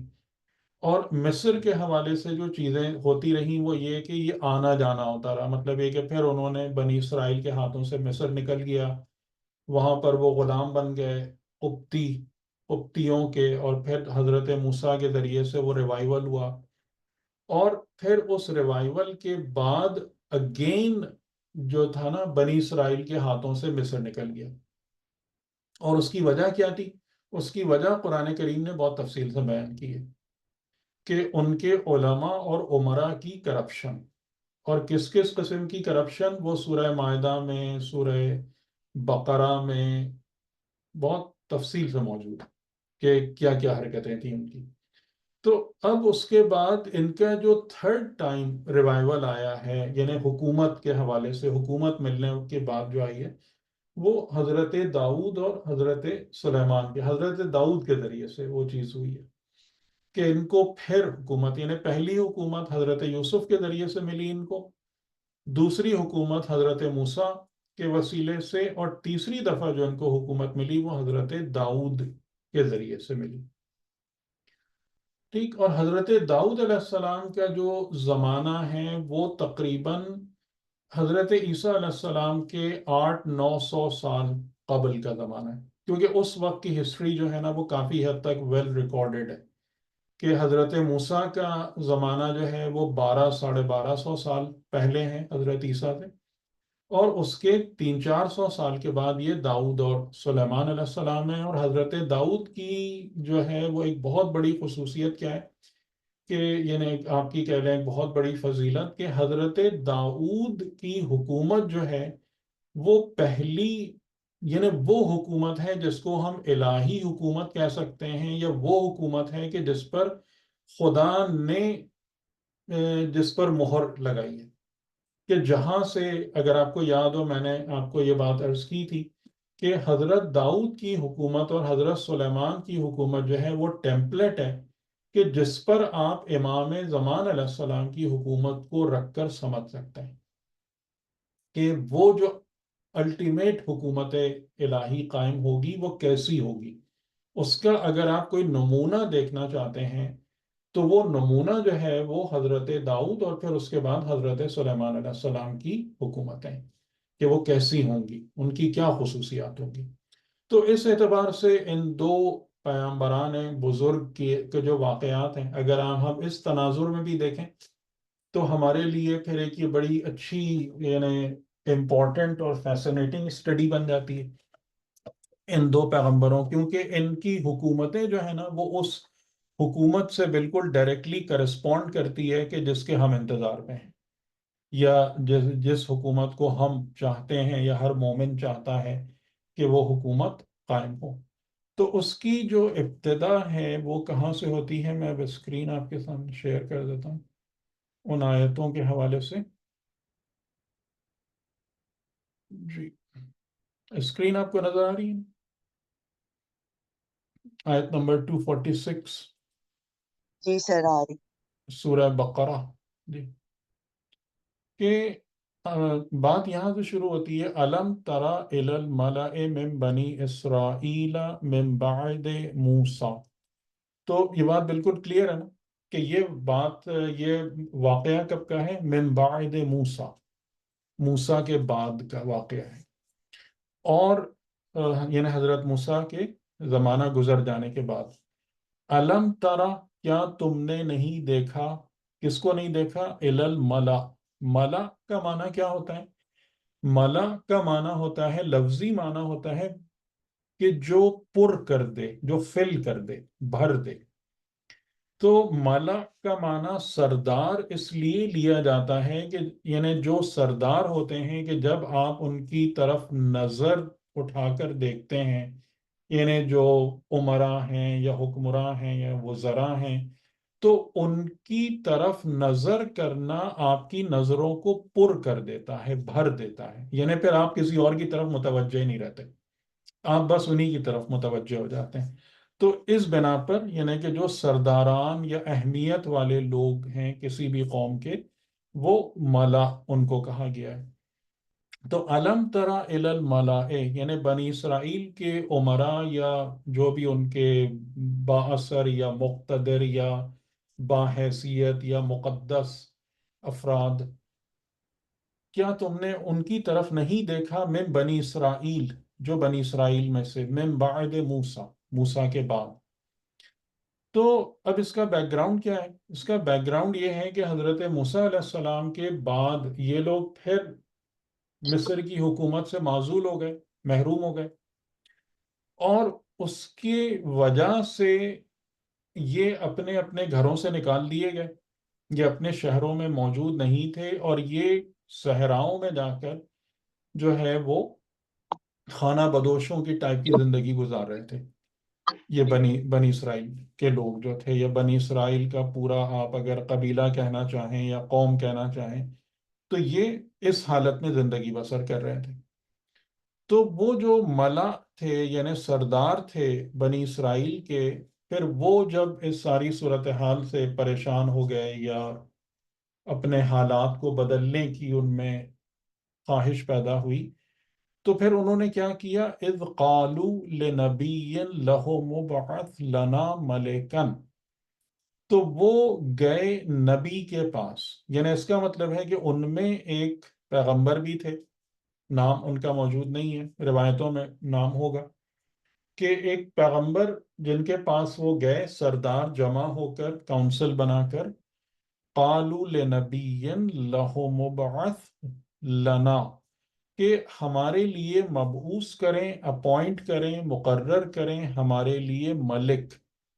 اچھا، ملک کا جو مطلب ہوتا ہے وہ ایک آل اتھارٹیٹیو پرسنالٹی ہے، اور عربی زبان میں ملک جو ہے وہ مالک سے زیادہ پاورفل ورڈ ہے، ٹھیک ہے؟ یعنی کہ اگر آپ کسی کو کہیں کہ یہ فلاں چیز کا مالک ہے، تو یعنی یہ اس کے اوپر ایک اونرشپ رکھتا ہے، لیکن اگر آپ کہیں کہ یہ ملک ہے، تو ملک کا مطلب یہ ہے کہ یہ ownership with authority and power رکھتا ہے، ٹھیک؟ تو لَهُ مُبْعَثْ لَنَا مَلِكًا، ہمارے لیے ایک پاورفل، مضبوط، ایک مقتدر ہستی کو مقرر کریں۔ نقاتل، نقاتل کا مطلب کیا ہوگا کہ ہم قتال کریں، ہم یعنی ہم اس کی معیت میں یا اس کی پیروی میں ہم قتال کریں، فی سبیل اللہ، اللہ کی سبیل میں یا اللہ کے رستے میں۔ یہ انہوں نے جا کر اپنا ایک مطالبہ پیغمبر سے رکھا۔ اچھا، اب پیغمبر نے جو ہے نا اس مطالبے کو یہ نہیں کہ فوراً قبول کر لیا کہ جی آپ بڑی نیک نیتی کے ساتھ ہمارے پاس آئے ہیں تو یقیناً کیوں نہیں۔ انہوں نے اس کے جواب میں ایک اور سوال کیا ان سرداروں سے، قال هل عصیتم ان کتب علیکم القتال اللہ تقاتلوا، قال، انہوں نے کہا کہ کیا ایسا پاسبل ہے، کیا ایسا ہو جائے گا، ان کتبہ اگر لکھ دیا جائے، یعنی لازم کر دیا جائے، علیکم القتال، تم پر قتال، اللہ، یہ اللہ جو ہے آپ کو پتہ ہی ہوگا کہ یہ کیا ہے، یہ دو لفظوں کا مجموعہ ہے، ان اور لا کا، تو وہ بیچ میں نون حذف کر کے وہ ایک شبد آ جاتا ہے اللہ، اللہ تقاتلو، کہ تم جو ہے وہ پھر تم پر قتال اگر لکھ دیا جائے، یعنی لازم ہو جائے، واجب ہو جائے، تو پھر تم اس کے بعد قتال نہ کرو، پچھلے پیروں پلٹ جاؤ، یعنی ظاہر جو ان کی ہسٹری تھی اس کے مطابق یہ کوئی ریلائبل لوگ نہیں تھے، یہ فلی ڈیڈیکیٹڈ یا کمیٹڈ لوگ نہیں تھے۔ تو قالو، انہوں نے کہا، وما لنا، کہ اور ہمیں کیا ہو گیا، یہ نہیں کہتے کہ ہمارے لیے کیا ہے یا ہم ایسا کیوں نہیں کریں گے، اللہ نقاتل فی سبیل اللہ، کہ ہم نہ قتال کریں سبیل اللہ میں، وقد اخرجنا من دیارنا و ابنائنا، اور جبکہ ہم اخرجنا نکال دیے گئے ہیں، کہاں سے نکال دیے گئے ہیں، من دیارنا اپنے گھروں سے، و ابنائنا اور اپنے بیٹوں سے، یعنی ہماری جو پورا معاشرہ ہے اس کے تار و پود بکھر گئے، نہ ہم اپنے گھروں میں باقی رہے ہیں اور نہ ہم ایز اے فیملی ڈھنگ سے جی پا رہے ہیں، اپنے بیٹوں سے بھی دور ہو گئے ہیں، اور بیٹوں سے دور ہونے کی مختلف پاسبلٹیز ہیں کہ جیسے گم ہو جانا یا قتل ہو جانا یا اور کسی وجہ سے در بدر ہو کے الگ الگ جگہوں پہ چلے جانا، تو اپنے گھروں سے بھی ہم نکال دیے گئے ہیں اور اپنے بیٹوں سے بھی دور کر دیے گئے ہیں، تو ہم کیوں قتال نہیں کریں گے فی سبیل اللہ۔ نبی نے قبول کیا، یعنی جیسے قرآن کریم میں آپ کے علم میں ہے کہ قرآن بیچ میں سے غیر ضروری انفارمیشن کو حذف کر دیتا ہے، اومٹ کر دیتا ہے، تو اب وہ ساری بات نہیں، بلکہ فلما کتب علیہم القتال، یعنی اس جملے کا مطلب کیا ہوا، اس کے بیچ میں فل ان دا بلینکس کیا ہوگا کہ اور جب ان پر قتال لازم کر دیا گیا، تو اس کے بیچ میں بلینکس میں آپ کیا فل کریں گے ان دو جملوں کے، یعنی ایک جملہ یہ ہے کہ انہوں پھر نے کہا جہاد کہ کریں۔ ہم، جی جی بولیں، تو سر تیاری کریں گے نا جہاد کی، عمل کی منزل نہیں آئے نہیں، گی. فل ان دا بلینکس ان کے بیچ میں یہ ہوگا کہ یعنی کہ جب انہوں نے یہ بات کہی کہ ہمیں کیا ہو گیا ہے کہ ہم قتال نہ کریں، تو ظاہراً پیغمبر نے ان کی اس بات کو قبول کیا اور خدا کی بارگاہ میں درخواست کی، اور خدا کی طرف سے پھر ان پر حکم قتال آ گیا with appointment of a leader. ٹھیک ہے، تو یہ تمام کی تمام معلومات بیچ میں سے نکال دی گئی، کیونکہ قرآن کریم جو ہے وہ اس قسم کی معلومات پر ایمفسائز نہیں کرتا، زور نہیں دیتا. تو اسی لیے میں اکثر ایک جملہ آپ سے کہتا ہوں کہ آپ کو یہ اسکل آنا چاہیے کہ بہت ساری جگہوں پر بیچ میں جو بلینکس آ جاتے ہیں آپ اس کو فل کر سکیں. کہیں پر بہت آبویس بھی ہوتے ہیں اور کہیں پر آپ کو تھوڑی دقت بھی کرنی پڑتی ہے، اور اگر یہ اسکل آپ پیدا کر لینا تو کئی مطالب ان ایکسٹرا آپ کو پھر سمجھ میں آنا شروع ہو جاتے ہیں. ٹھیک، تو فلما کتب علیہم القتال، جب ان پر قتال واجب کر دیا گیا، تولوا، وہ پلٹ گئے. وہ جو ساری باتیں کر رہے تھے وہ پلٹ گئے. الا قلیلا منہم، مگر ان میں ایک بہت تھوڑے سے لوگوں کے علاوہ، یعنی ان کے جو پروپورشنیٹلی بہت تھوڑے سے لوگ رہ گئے جو قتال کے لیے آمادہ تھے، باقی سب واپس چلے گئے. واللہ علیم بالظالمین، اور اللہ یقیناً بہت یعنی مکمل علم رکھتا ہے ظالمین کے بارے میں یا ظالمین کے لیے. اچھا، اب یہ آیت، ایک آیت جو ہے نا، بہت سارے نکات یہاں پر موجود ہیں سمجھنے کے لیے. پہلی بات جو ہے وہ یہاں پر یعنی آپ اس چیز کو غور کریں کہ یہاں پر نقاتل فی سبیل اللہ کا ورڈ کتنی دفعہ آیا؟ جی بتائیں.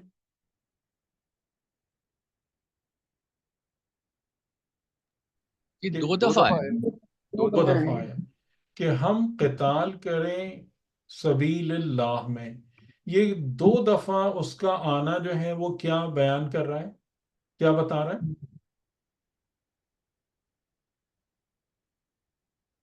کہ جو لوگ ہیں، جو سرداران ہیں بنی اسرائیل کے، وہ کس بات پر زور دے رہے ہیں، ان کا ایمفیسس کس بات پر ہے؟ کہ ہم اللہ کے راستے میں ہاں، جنگ و جدال. فی سبیل اللہ قتال کریں گے، ہم فی سبیل اللہ قتال کریں گے. ٹھیک، یہ پوائنٹ آپ پک کر رہے ہیں. یہ دیکھیں، پہلے انہوں نے آ کے کہا کہ ہمارے لیے ایک ملک قرار دیں کہ ہم قتال کریں فی سبیل اللہ. پیغمبر نے ایک سوال کیا، انہوں نے جب اس کا جواب دیا تو دوبارہ اسی چیز کو ذکر کیا کہ ہمیں کیا ہو گیا ہے کہ ہم فی سبیل اللہ قتال نہ کریں.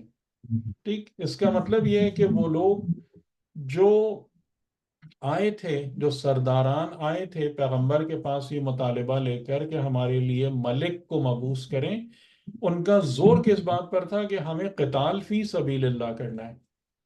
یہ بات سمجھ میں آ رہی ہے؟ ٹھیک، یہ پوائنٹ، پہلا پوائنٹ.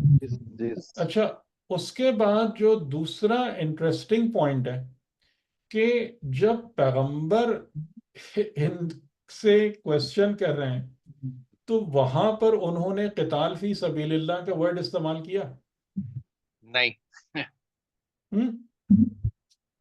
نبی نے کہا کہ اچھا تم قتال فی سبیل اللہ کرنا چاہتے ہو تو پھر کہیں ایسا تو نہیں ہوگا کہ تم نہ کر سکو. انہوں نے وہاں پر فی سبیل اللہ کا ورڈ یوز کیا؟ نہیں کیا. ان کتب علیکم القتال اللہ تقاتلوا، یعنی وہاں پر فی سبیل اللہ کے بغیر ان سے بات کی. تو اس سے آپ کو کیا سمجھ میں آ رہا ہے کہ یہ جو چیز، آپ کو ایک چیز یاد ہے، ہم نے سورہ یوسف میں ایک بات ڈسکس کی تھی کہ حضرت یوسف علیہ السلام کے بھائی جب شروع میں حضرت یوسف کو کنویں میں پھینک کر آئے تھے تو کس طریقے سے اپنی بے گناہی کا یقین دلا رہے تھے، اور جب بنیامین کو حضرت یوسف نے روک لیا تھا تو اس کے بعد کس طریقے سے اپنی بے گناہی کا ذکر کر رہے تھے، یاد ہے؟ جی تو میں نے آپ کو پوائنٹ آؤٹ کرایا تھا کہ ان دونوں میں آپ دیکھیں کتنا فرق ہے، ان دونوں جملوں میں، ان دونوں بات کرنے کے طریقوں میں کتنا فرق ہے. یعنی ایک مرتبہ جب انسان جھوٹا ہوتا ہے اور ایک مرتبہ جب انسان سچا ہوتا ہے، تو دونوں حالتوں میں اس کا اپنے کیس کو پلیڈ کرنے کا انداز ہی بدل جاتا ہے. تو جہاں پر بھی آپ بڑی بڑی اصطلاحات دیکھیں، جہاں پر بھی آپ بڑے بڑے دعوے دیکھیں، تو موسٹ لائکلی وہ سچ ہے یا جھوٹ ہے؟ جھوٹ ہے. جھوٹ ہے. جھوٹ ہے. ارے بات سمجھ میں.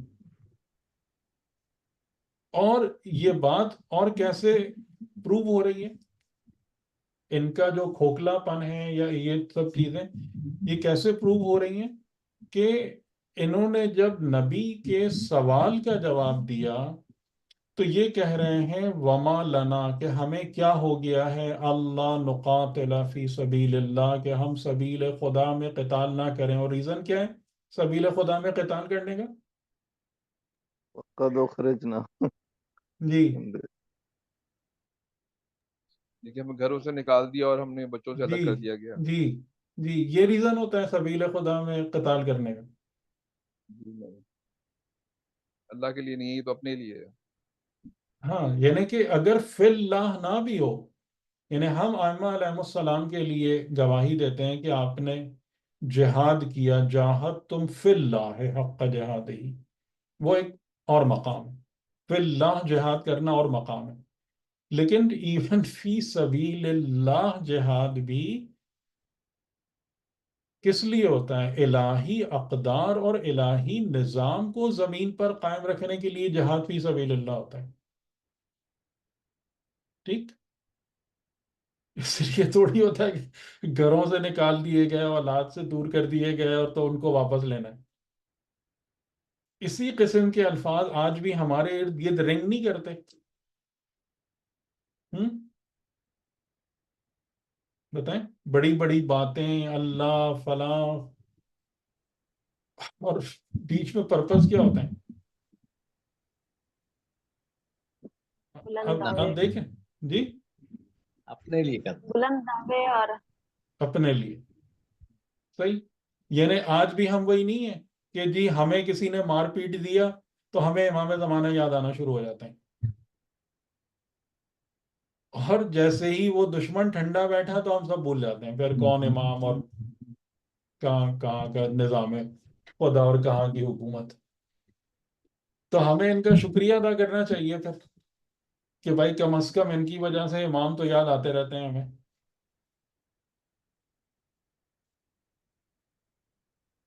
صحیح بات آ رہی ہے سمجھ میں آپ کو؟ تو جی سر.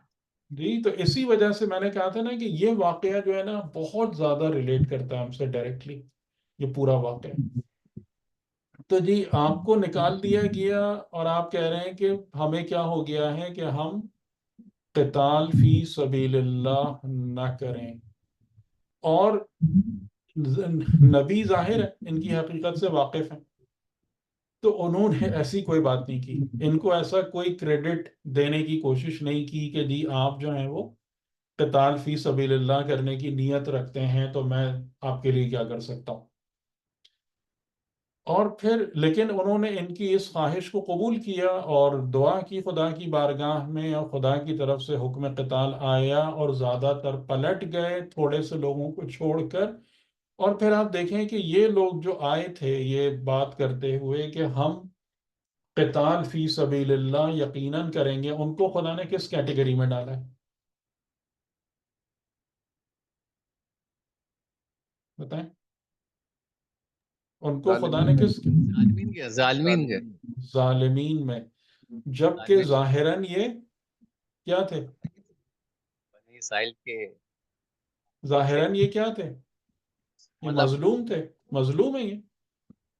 اگر میں اور آپ ان کو دیکھیں گے کہ بھئی یہ وہ لوگ ہیں کہ جن کو ان کے گھروں سے مار پیٹ کے باہر نکال دیا، جن کے گھروں پر قبضہ کر لیا گیا، جن کو دربدر کر دیا گیا، تو آپ انہیں ظالم قرار دیں گے، مظلوم کہیں گے؟ کیا کہیں گے آپ ان کو؟ جی مظلوم کہیں گے. مظلوم کہیں گے نا. جی بھی مظلوم ہے. ٹھیک. اور خدا ان کو کس کیٹیگری میں شامل کر رہے ہیں؟ ظالمین. یہ ظالمین. مظلوم مظلوم اور ان کی زبان پر بڑے بڑے الفاظ ہیں یا نہیں ہیں؟ قتال فی سبیل اللہ اور جہاد اور فلاں و فلاں، یہ سب ہے یا نہیں ہے؟ جی. لیکن خدا کی نظر میں کون ہے یہ؟ ظالم. ظالمین. تو اسی وجہ سے ہمیں اپنی یعنی قرآن کے حوالے سے جو میں بار بار آپ لوگوں کو جو سمجھاتا ہوں کہ یہی وہ چیزیں ہیں جو ہمیں کتاب خدا سے یہ اصول سمجھنے ہیں، اور جب تک ہم ان اصولوں کو اخذ کر کے امپلیمنٹ نہیں کریں گے، ایبزارب نہیں کریں گے اپنے اندر، تو کہاں سے ہمیں کوئی نتیجہ ملے گا؟ یعنی ہم بھی اسی قسم کے ہی ظالم بن کے پوری زندگی بیٹھے رہیں گے، اور پھر اس کے بعد ہم روز اس بات پر رہے ہوں گے کہ ہم مظلوم کیوں ہو رہے ہیں. تو اب جو ان کی مظلومیت تھی ظاہراً، یہ کس بنا پر تھی؟ حقیقتاً کون کس پہ ظلم کر رہا تھا؟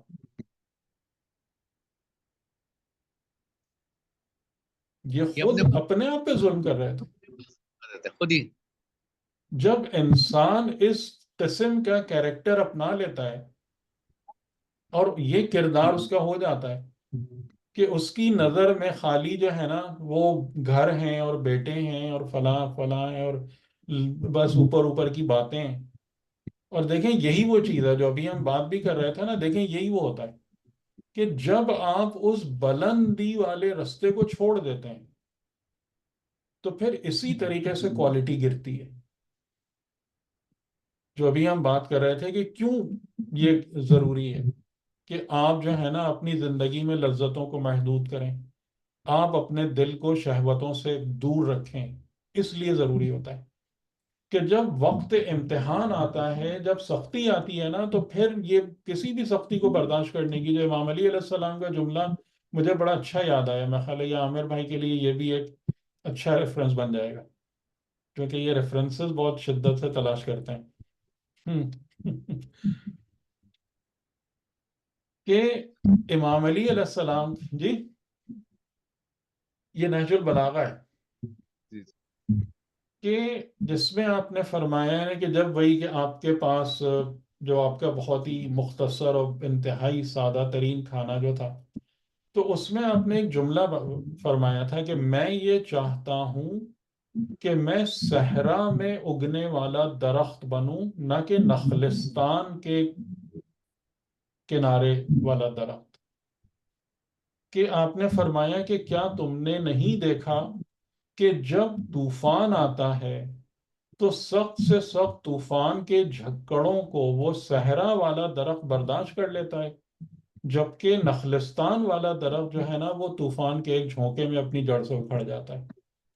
جبکہ نخلستان والا درخت بہت اچھے طریقے سے سیراب ہوتا ہے پانی سے، اور جو صحرا والا درخت ہے وہ بہت کم اس کو پانی اور جو چیزیں بھی مطلب ایک پودوں کے لیے آپ سمجھ لیں ان کی نشاط ہے یا ان کی حلال لذتیں، اس میں سے اس کو بہت کم نصیب ہوتا ہے. تو یہ بھی ایک بہت بڑا فرق آتا ہے اس میں کہ ہم وہ صحرا والا درخت بنتے ہیں یا نخلستان والا درخت بنتے ہیں.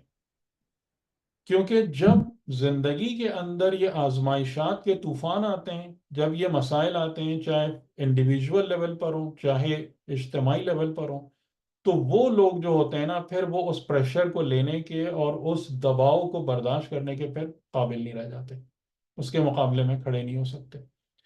تو یہی چیز یہاں پر بھی نظر آ رہی ہے کہ دیکھیں آپ یہاں پر کوئی ایسی بری بات نہیں ہے، یعنی یہاں بھی آپ دیکھیں کوئی حرام نہیں ہے، کوئی حرام بات ہے یہاں پہ بتائیں.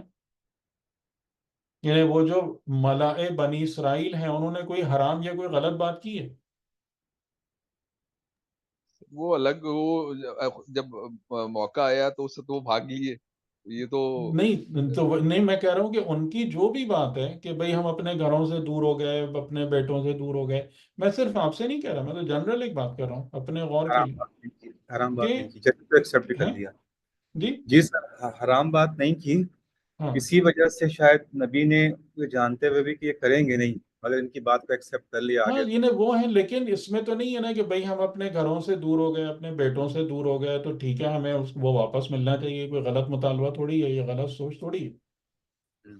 लेकिन अल्टीमेटली क्या होता है कि जब इंसान खाली इन्हीं चीजों में लग जाता है ना, तो फिर जिंदगी में हराम भी आते हैं, फिर जिंदगी में गलत चीजें भी आती हैं, और फिर वो अल्टीमेटली मिलके किस कैटेगरी में इंसान को पुश कर देती हैं कि जो खुदा ने फरमाया वल्लाहु अलीमुम बिज़्ज़ालिमीन,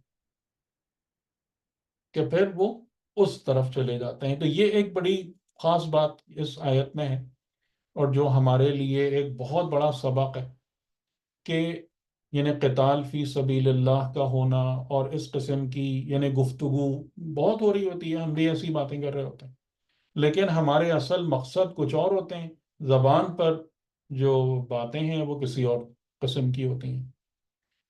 अच्छा, ये मेरा ख्याल है बिल्कुल जनाब सुमैल का ये जो ये है टाइम, इसमें ये बिल्कुल ऐसे ही लग रहा है जैसे कूफियों की मूवी में भी ऐसे ही बिल्कुल लगा है कि उन्होंने भी मतलब कहा था यही कि कूफियों हम कूफियों का तकल्लुफ ना करें, अपने ऊपर अप्लाई करें।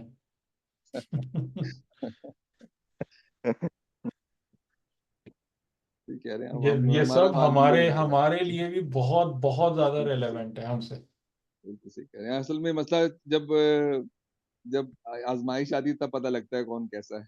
हाँ, और उससे पहले यही होता है ना, तो इसीलिए जो मैं जितनी सारी बातें आपके सामने कर रहा हूँ, किस लिए कर रहा हूँ, इसीलिए तो है कि अगर हम अपने आप को उन खतूत पर प्रिपेयर ना करें, यानी मैं बस चलें, आज टाइम काफ़ी हो गया, मैं सिर्फ एक सवाल सबसे, मैं किसी खास शख्स को मुखातिब करके बात नहीं कर रहा हूँ, एक सवाल है, आप मुझे ये बात बताएं कि जितना दीन आपने सीखा है, आपको क्या महसूस होता है, खुदा आला मेयार के इंसान पैदा कराना चाहता है या मीडियोकर और लो लेवल के इंसान पैदा करना चाहता है? दीन भेजने का मकसद क्या है? आला इंसान आला बनाना इंसान है मकसद। हम्म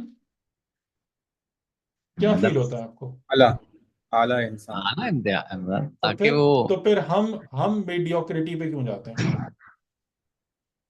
सर मैं इसमें थोड़ा सा कहते हैं सर, अगर हर एक को अल्लाह ताला चाहता, लेकिन अल्लाह ताला ने हर एक में सलाहियत तो ऐसी नहीं रखी ना, सबको बराबर रखा नहीं। ये कैसे किसी पता में, आपको? किन लोगों में सलाहियत ही नहीं है कि वो जो है ना ये कैसे नहीं पता नहीं ये ये कैसे देखिए पता सर, आपको? हर एक के अंदर जो है ना जो समझने की सलाहियत या अमल करने की अरे सलाहियत ये वो ये वाली बात कहाँ से आ गई, जब खुदा कह रहा है लक़द कर्रमना बनी आदम, अगर अदल ये से बात खिलाफ नहीं लक़द हो जाएगा फिर ये? जालिम, लक़द फिर तो अल्लाह कर्रमना जालिम हो गया। बनी आदम मैं फितरतल्लाहिल्लती फतरन्नास अलैहा। ये वाली बात कहाँ से आ गई कि खुदा ने किसी का मेयार ऊपर रखा है, किसी का नीचे रखा है? तो नहीं अगर सलाहियत के ये हवाले बात से है कह तो रहा हूँ। फिर अल्लाह जालिम हो गया। नहीं नहीं इससे जालिम नहीं, मैं ये कह रहा हूँ कि अल्लाह ताला ने बराबर का नहीं, सबको सलाहियत बराबर, हम सब देख रहे हैं कि अरे भाई, सलाहियत सबकी एक सी इसमें नहीं होती। नहीं, वो सलाहियतों का फर्क इसलिए है कि जिंदगी के शोबे मुख्तलिफ हैं, वो उस हवाले से कि आप में सलाहियत इंजीनियर बनने की है, किसी में सलाहियत डॉक्टर बनने की है, किसी में सलाहियत एक आम रोजमर्रा के काम करने की है, लेकिन हक को समझने की सलाहियत में खुदा ने कहा इंसानों में फर्क रखा है, ये बात कहाँ से साबित हो रही है? सर हक को समझने के लिए नहीं, मैं कह रहा हूँ आला मकामात। या हक पर अमल करने की सलाहियत में खुदा ने इंसानों में कैसे तफावत पैदा कर दिया है, ये बात कहाँ से आ रही है? सर ये तो हम समझने की खुद बात कर, करते हैं।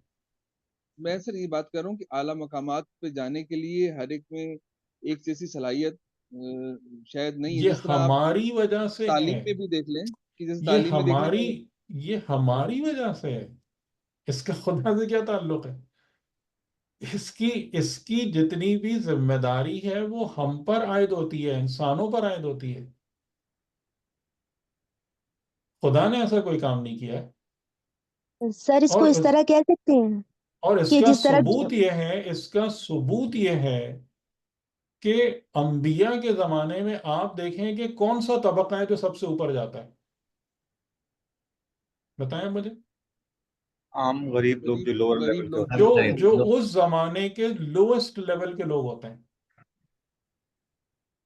میں محروم غریب یا امیر کی بات، میں صرف صلاحیت کی بات کر غریب رہا کی ہوں. بات نہیں کر رہا ہوں میں، یعنی آپ اگر اس دور میں جائیں، آپ رسول اللہ کے دور میں جائیں، آپ کو وہاں پر کون سے لوگ سب سے زیادہ باصلاحیت دیکھیں گے؟ آپ مجھے بتائیں. جو اہل کتاب ہیں نا، جو پڑھے لکھے ہیں، جو نالجبل ہیں، جو سمجھ رہے ہیں چیزوں کو، جو وہی لگیں گے نا آپ کو. یہ جتنے لوگ اصحاب پیغمبر بنے، ان میں سے کون آپ کو باصلاحیت دکھتا اس وقت رسول کے آمد سے پہلے؟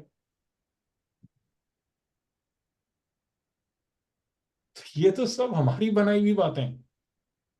اس کا خدا سے کیا تعلق ہے؟ تو سر بنیاد پھر حق کو ایبزارب کرنے کی کیپیسٹی ہو گئی، بجائے اس بالکل کے جو اگر بالکل. ہم ورلڈلی وہ دیکھیں مطلب کون ہے جو صلاحیت اس کو.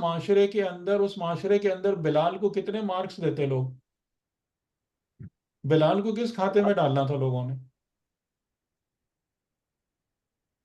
وہاں کے تو بڑے بڑے لوگ، ولید بن مغیرہ تھے، حشام تھا جس کا نام بعد میں ابو جہل پڑا. یہ تو پڑھے لکھے لوگ، scholars, high level high profile لوگ. یہ سب کدھر گئے؟ اور بلال اور خباب ابن ارت اور وہ صحرائی جو بندہ تھا، جندب، جو ابو ذر، یہ سب کہاں گئے؟ تو یہ تو کوئی بات ہی نہیں ہے. اس طریقے کی یہ چیز ہے نا، یہ سب ہماری اپنی بنائی ہوئی دھوکے بازی کی باتیں ہیں. سر جی جی. سر اس کو اس طرح کہا جا سکتا ہے کہ جو فطری آپ کہہ رہے ہیں، فطرتی طور پر خدا نے سب کو ایکول ہی رکھا ہے، مطلب سب کو پتا ہے کہ جھوٹ بولنا منع ہے. اب اس کے لیے ضروری نہیں ہے کہ اس سے کوئی یہ ماسٹر بات ہو کی یا بات پھر ہے، یہ اس بات کی بات ہے. جو فطرت ہے وہ آپ کو توحید سے روشناس کراتی ہے. فطرت آپ کو حق کی تلاش پر آمادہ کرتی ہے. فطرت آپ کے اندر یہ جذبہ پیدا کرتی ہے کہ مجھے سچ ملنا چاہیے، مجھے سچ پتہ چلنا چاہیے. فطرت آپ کے اندر یہ امنگ پیدا کراتی ہے کہ میں سچ کی راہ کو طے کروں. یہ فطرت کا کام ہے. اور پھر اس کے بعد جو عقل آپ کے پاس ہے وہ آپ کی رہنمائی کرتی ہے کہ تاکہ آپ صحیح اور غلط کو ڈسٹنگوش کریں، اس کو پہچانیں اچھے طریقے سے. یہ ہر انسان کو خدا نے ان صلاحیتوں سے نوازا ہے. اور اس کا ثبوت یہی ہے کہ وہ خاص طور سے انبیاء کی آمد کے دور میں یہ بڑے بڑے بڑے بڑے لوگ جو سارے بیٹھے ہوئے تھے، یہ ان کی اکثریت باہر نکل گئی. اور وہ لوگ جو صحرا کے خانہ بدوش تھے، جو غلام تھے، جو بالکل ہی جن کو کسی بھی گنتی کھاتے میں نہیں ڈالا جاتا تھا. اور ایون یہی چیزیں جو ہے نا اس وقت انقلاب ایران میں بھی نظر آئی ہیں. ایسی ہی چیزیں نظر آئی ہیں.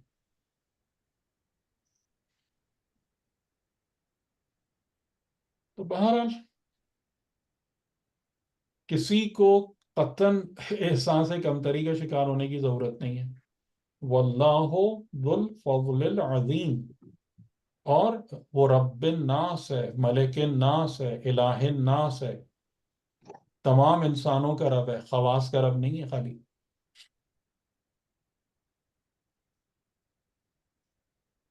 ٹھیک، چلیں چلیں انشاءاللہ. سر ایک اچھی بات سوال ہے، تھا ماشاءاللہ اچھے سے سر، یہ ہماری گفتگو ڈسکشن بحث سے ہو باہر جاتی کا ہے. ایک اور سوال. پلیز کوئی برا تو نہیں مانتا نا کسی بات کا؟ سر میں معذرت چاہتا ہوں، میں تھوڑا ذرا واضح اختلاف کر لیتا ہوں، لیکن وہ نہیں اختلاف آپ ضرور کریں، کانسیپٹ لیکن ٹیکنیکلی لیکن یہ سمجھنے کے کہ لیے. لیکن یہ کہ نا دلیل پر غور بھی فرمائیں، بس میں یہ کہنا چاہتا ہوں. اور میں اس بات کو بہت اچھے طریقے سے اس بات کا ادراک رکھتا ہوں کہ جیسے ہمارے یہاں پر جو ایک دینی پڑھا لکھا شخص ہے، وہ کس قسم کے بیک گراؤنڈ سے اور کس قسم کی سوچ کو لے کر آ رہا ہوتا ہے، تو میں اس چیز کو بھی پورا ریئلائز کر رہا ہوتا ہوں ان سوالات کے تناظر میں.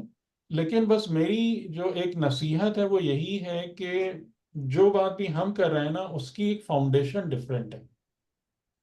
اور وہ فاؤنڈیشن بہت زیادہ کامن نہیں ہے. ایون جو لوگ دینی علوم کی بھی بات کر رہے ہوتے ہیں نا، وہاں پر بھی کامن آپ کو نہیں ملے گی. تو اس پر تھوڑا سا غور فرمائیں، یعنی اس چیز کو اگر ایبزارب کریں تو انشاءاللہ آپ کو فائدہ ہوگا. جی سر میں صرف جی. کانسیپٹ کو سمجھنے کے لیے، میں چونکہ خود میں ڈیزائن میں ہوں اور وہ بڑا کرٹیکل کام ہوتا ہے، ان چیز کو سوچ کے پھر اس کو عملی شکل دینی ہوتی ہے، تو کانسیپٹ بہت ضروری ہوتا ہے. تو جی جی، تو کانسیپٹ میں میں بھی جب اسی تک پر ہی زور 360 دے ڈگری، رہا ہوں. جی 360 ڈگری جب تک آپ اس کا ایویلویشن نہ کریں نا تو تب تک جو ہے وہ 360 ڈگری کا مطلب یہ ہے کہ آپ اس کے مخالف طور پہ سوچنا پڑتا ہے ہمیں، تب پھر ہم جو ہے نا اس کے یعنی اس کے جو پرونز اینڈ کونز دونوں سوچ کے پھر ایک چیز وہ حد سے بن گئی ہے، اس لیے دین نہیں کی نہیں ٹھیک ہے، کانسیپٹ تو ابھی آپ میں مخالف سمت سوچیں نا، مخالف سمت آپ بالکل سوچیں کہ جو لوگ ایک نظریے کو پیش کر رہے ہیں وہ عملاً کیا گین کر پائیں، کیا بنا پائیں. سب سے پہلی تو آپ یہاں سوچیں بات کہ یہ اتنے سارے لوگ جو دین کی یہ ساری کی ساری تصویریں اور سارے باتیں بنا کے لائے ہیں، انہوں نے بنائے کیا؟ اس سے بنا کیا؟ یہی تو پرابلم ہے کہ جو ممبر پہ بیٹھتا ہے نیچے والے لوگ کہتے ہیں یہ بس یہ اس جو کہہ رہا ہے یہ تو بالکل یہ نا ٹھیک کہ ہے. سب سے پہلا تو آپ کی سوچ اس جگہ پہ جانا چاہیے، تو وہیں سے ہی تو آپ کو پھر پرابلم فیل ہونا شروع ہوگی نا، کہ یعنی اس کا مطلب یہ ہے کہ یہ پورا جو تاج محل کھڑا ہوا ہے یہ کس بنیاد پر ہے؟ کیا واقعاً یہی وہ ہے جو کچھ رسول اور آل رسول نے سکھایا ہے؟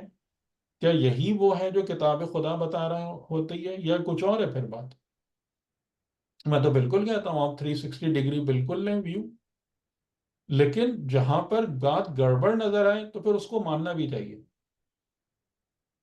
ٹھیک ہے نا، یعنی کہ مسئلہ پھر یہ ہوتا ہے کہ پھر اگر ہم اس کو مختلف قسم کی تعویلات سے کور اپ کرنے کی کوشش کرتے ہیں تو پھر پرابلم وہاں پہ آ جاتی ہے کہ جو ہمارے معاشرے کا ایک بالکل ایک خاصہ ہے کہ ہم لوگوں کو جب پرابلم ہائی لائٹ کرائی جاتی ہے کہ بھائی دیکھو یہاں پر بالکل واضح طور سے کام خراب ہے، تو پھر ہم وہاں پر نا دیگر ادھر کی مختلف چیزیں، اور جو سب سے زیادہ اس میں ٹپیکل طریقہ ہے وہ کوئی نہ کوئی حدیث لا کے رکھ دینا.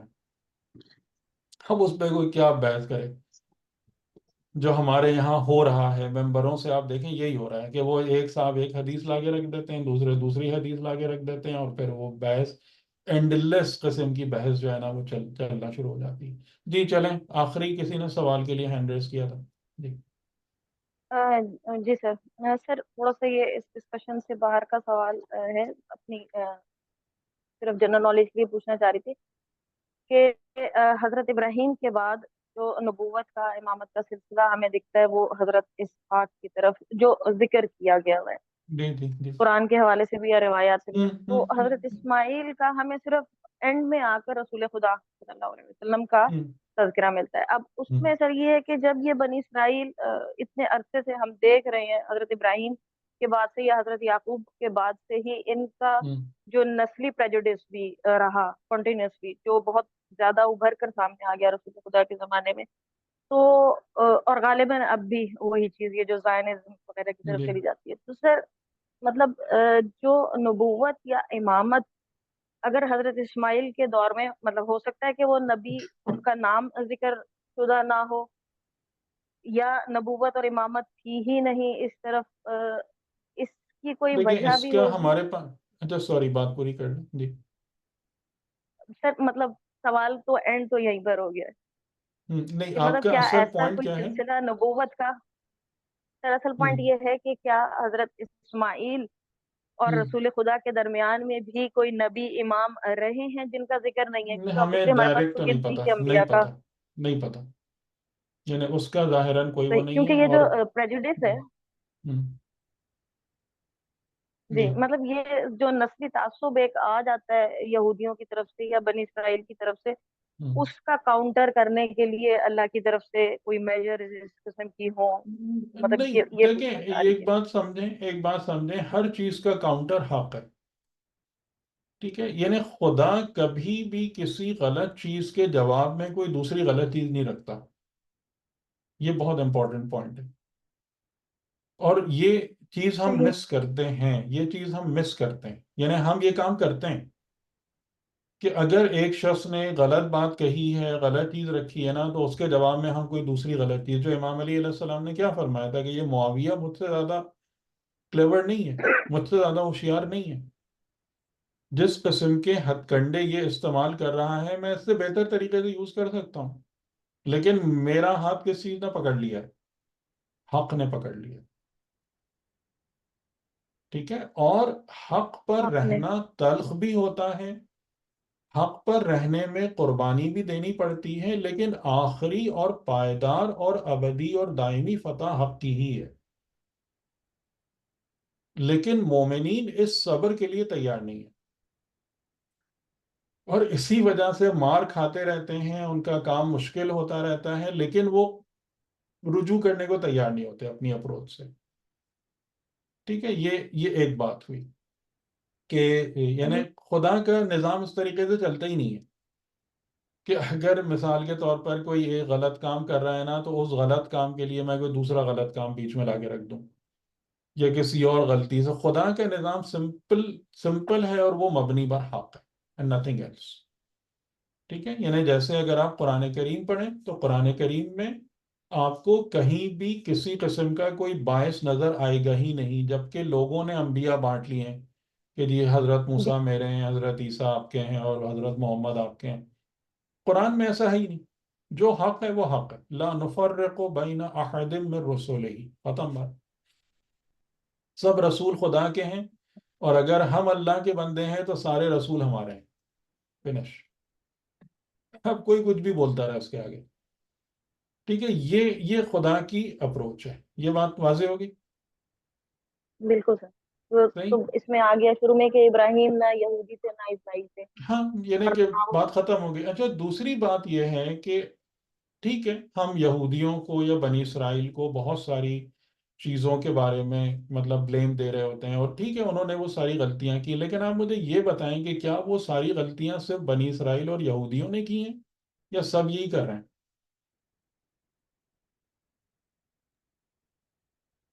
سب یہی کر. وہی حرکتیں جو قرآن نے بنی اسرائیل کے حوالے سے بتائیں، سماعون للکذب اکالون للسحت، یہ خالی بنی اسرائیل کے علماء کا کام تھا کیا؟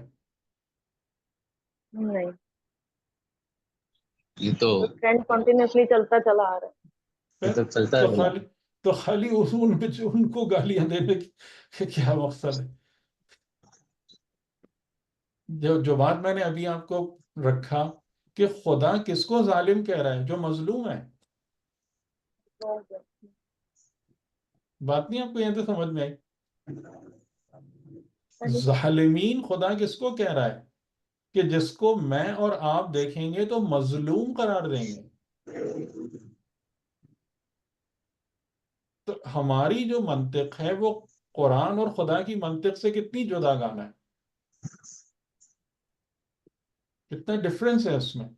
تو اب جو بھی بنی اسرائیل والی بات ہے، یعنی کہ جو بنی اسرائیل وہاں پر موجود تھے، انہوں نے رسول خدا کے مقابلے میں نسلی تعصب کا مظاہرہ کیا، لیکن خود وہ جو قوم عرب تھی وہ نسلی تعصب میں مبتلا نہیں تھی. آفیسر. پھر وہ تو بنی اسرائیل نہیں تھے،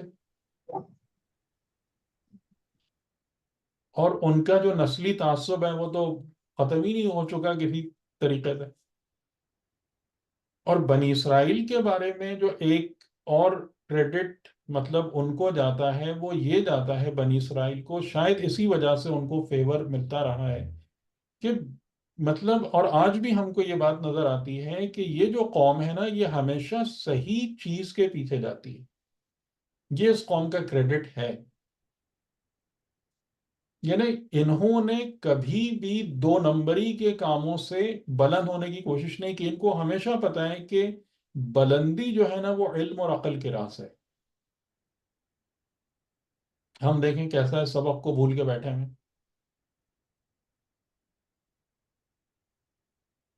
تو وہ ہے، یعنی ان کا جو ہے وہ ایول جینیس ہے. وہ جو ان کی اچھائی ہے، جو ان کو اچھائی ملتی ہے، وہ اس کو شیطانی رستے میں بہت زیادہ استعمال کرنا شروع ہو جاتے ہیں. یہ ان کی خرابی ہے جس کی وجہ سے ان کو through out the history punishment ملتی رہی ہے.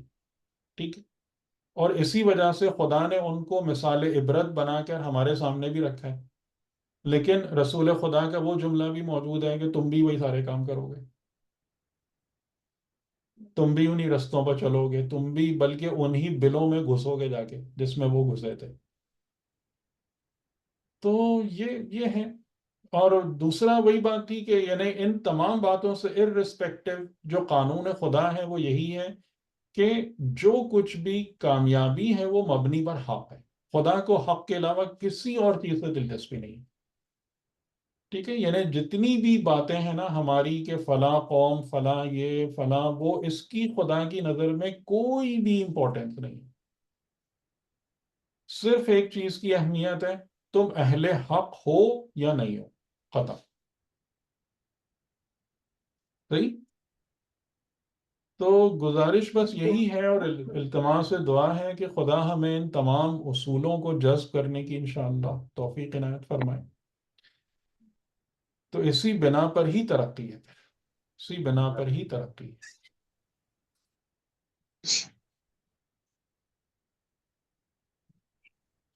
ٹھیک، یعنی آپ اس بات کو دیکھیں جو میں پہلے بھی جملہ کہہ چکا ہوں، بس اب میری گفتگو ختم، سوری بہت ٹائم آپ لوگوں کا چلا گیا. نہیں سر، بہت اچھا ہے. کہ ایک جملہ جو ہے میرا کہ اگر یہ بنی اسرائیل نسلی تعصب کا مظاہرہ کر رہے تھے تو رسول خدا ڈائریکٹلی کس کے بالمقابل آ گئے تھے؟ عیسیٰ اور موسیٰ کے مقابل آ گئے تھے نا. جی، آگے ہی نہیں آگے؟ ان کی نظر میں، ان کی نظر میں. نہیں، ان کے مقابل آ گئے نا کہ آپ ایک دین پیش کر رہے ہیں اور جناب موسیٰ اور عیسیٰ کی جو قوم ہے وہ آپ کے مخالف ہے، آپ کے اگینسٹ ہے، آپ کے اینیمی ہو گئے. ایسے ہی تھا نا. تو پھر اپنی کتاب میں سب سے زیادہ تعریف کس کی ہو رہی ہے؟ جو محمد الرسول اللہ جو کتاب پیش کر رہے ہیں اپنے دین اور شریعت کی، اس میں سب سے زیادہ تعریف ان دو پیغمبروں کی ہو رہی ہے. یہاں سے ہم کو بات سمجھ میں نہیں آتی کہ خدا کا نظام فقط اور فقط حق ہے.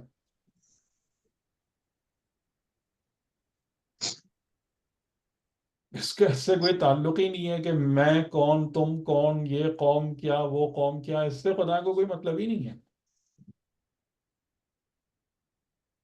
اور اگر ہم اس بنیاد پر اپنے آپ کو مضبوط کرتے ہیں، مستقیم کرتے ہیں انشاءاللہ تعالی، تو پھر یعنی وہی چیز آتی ہے کہ پھر وہ معاشرے جنم لیتے ہیں کہ جہاں پر پھر یہ رنگ و نسل کی اہمیت نہیں ہوتی، جہاں پر زبان کی اہمیت نہیں ہوتی، جہاں پر کلر کی اہمیت نہیں ہوتی، جہاں پر معاشرتی طبقات کی کوئی ویلیو نہیں ہوتی. ورتھ صرف اور صرف حق کی ہوتی ہے، اور حق کو قبول کرنے کی صلاحیت اور حق پر عمل کرنے کی صلاحیت خدا نے ہر انسان کو عطا کی. اس میں کوئی فرق نہیں رکھا ہے لوگوں. ٹھیک، چلیں، بہت شکریہ. برابر کیا تو. جی، بہت شکریہ آپ لوگوں کا. جزاک انشاءاللہ جزاک خدا اللہ خیر. ہماری بہت توفیق شکریہ. عطا بہت شکریہ سر، آپ کا سلامت رہیں. جزاک جزاک اللہ خدا سر، بہت. حافظ. خدا اللہ، حافظ. بہت شکریہ. خدا اللہ حافظ، بہت شکریہ. اللہ حافظ.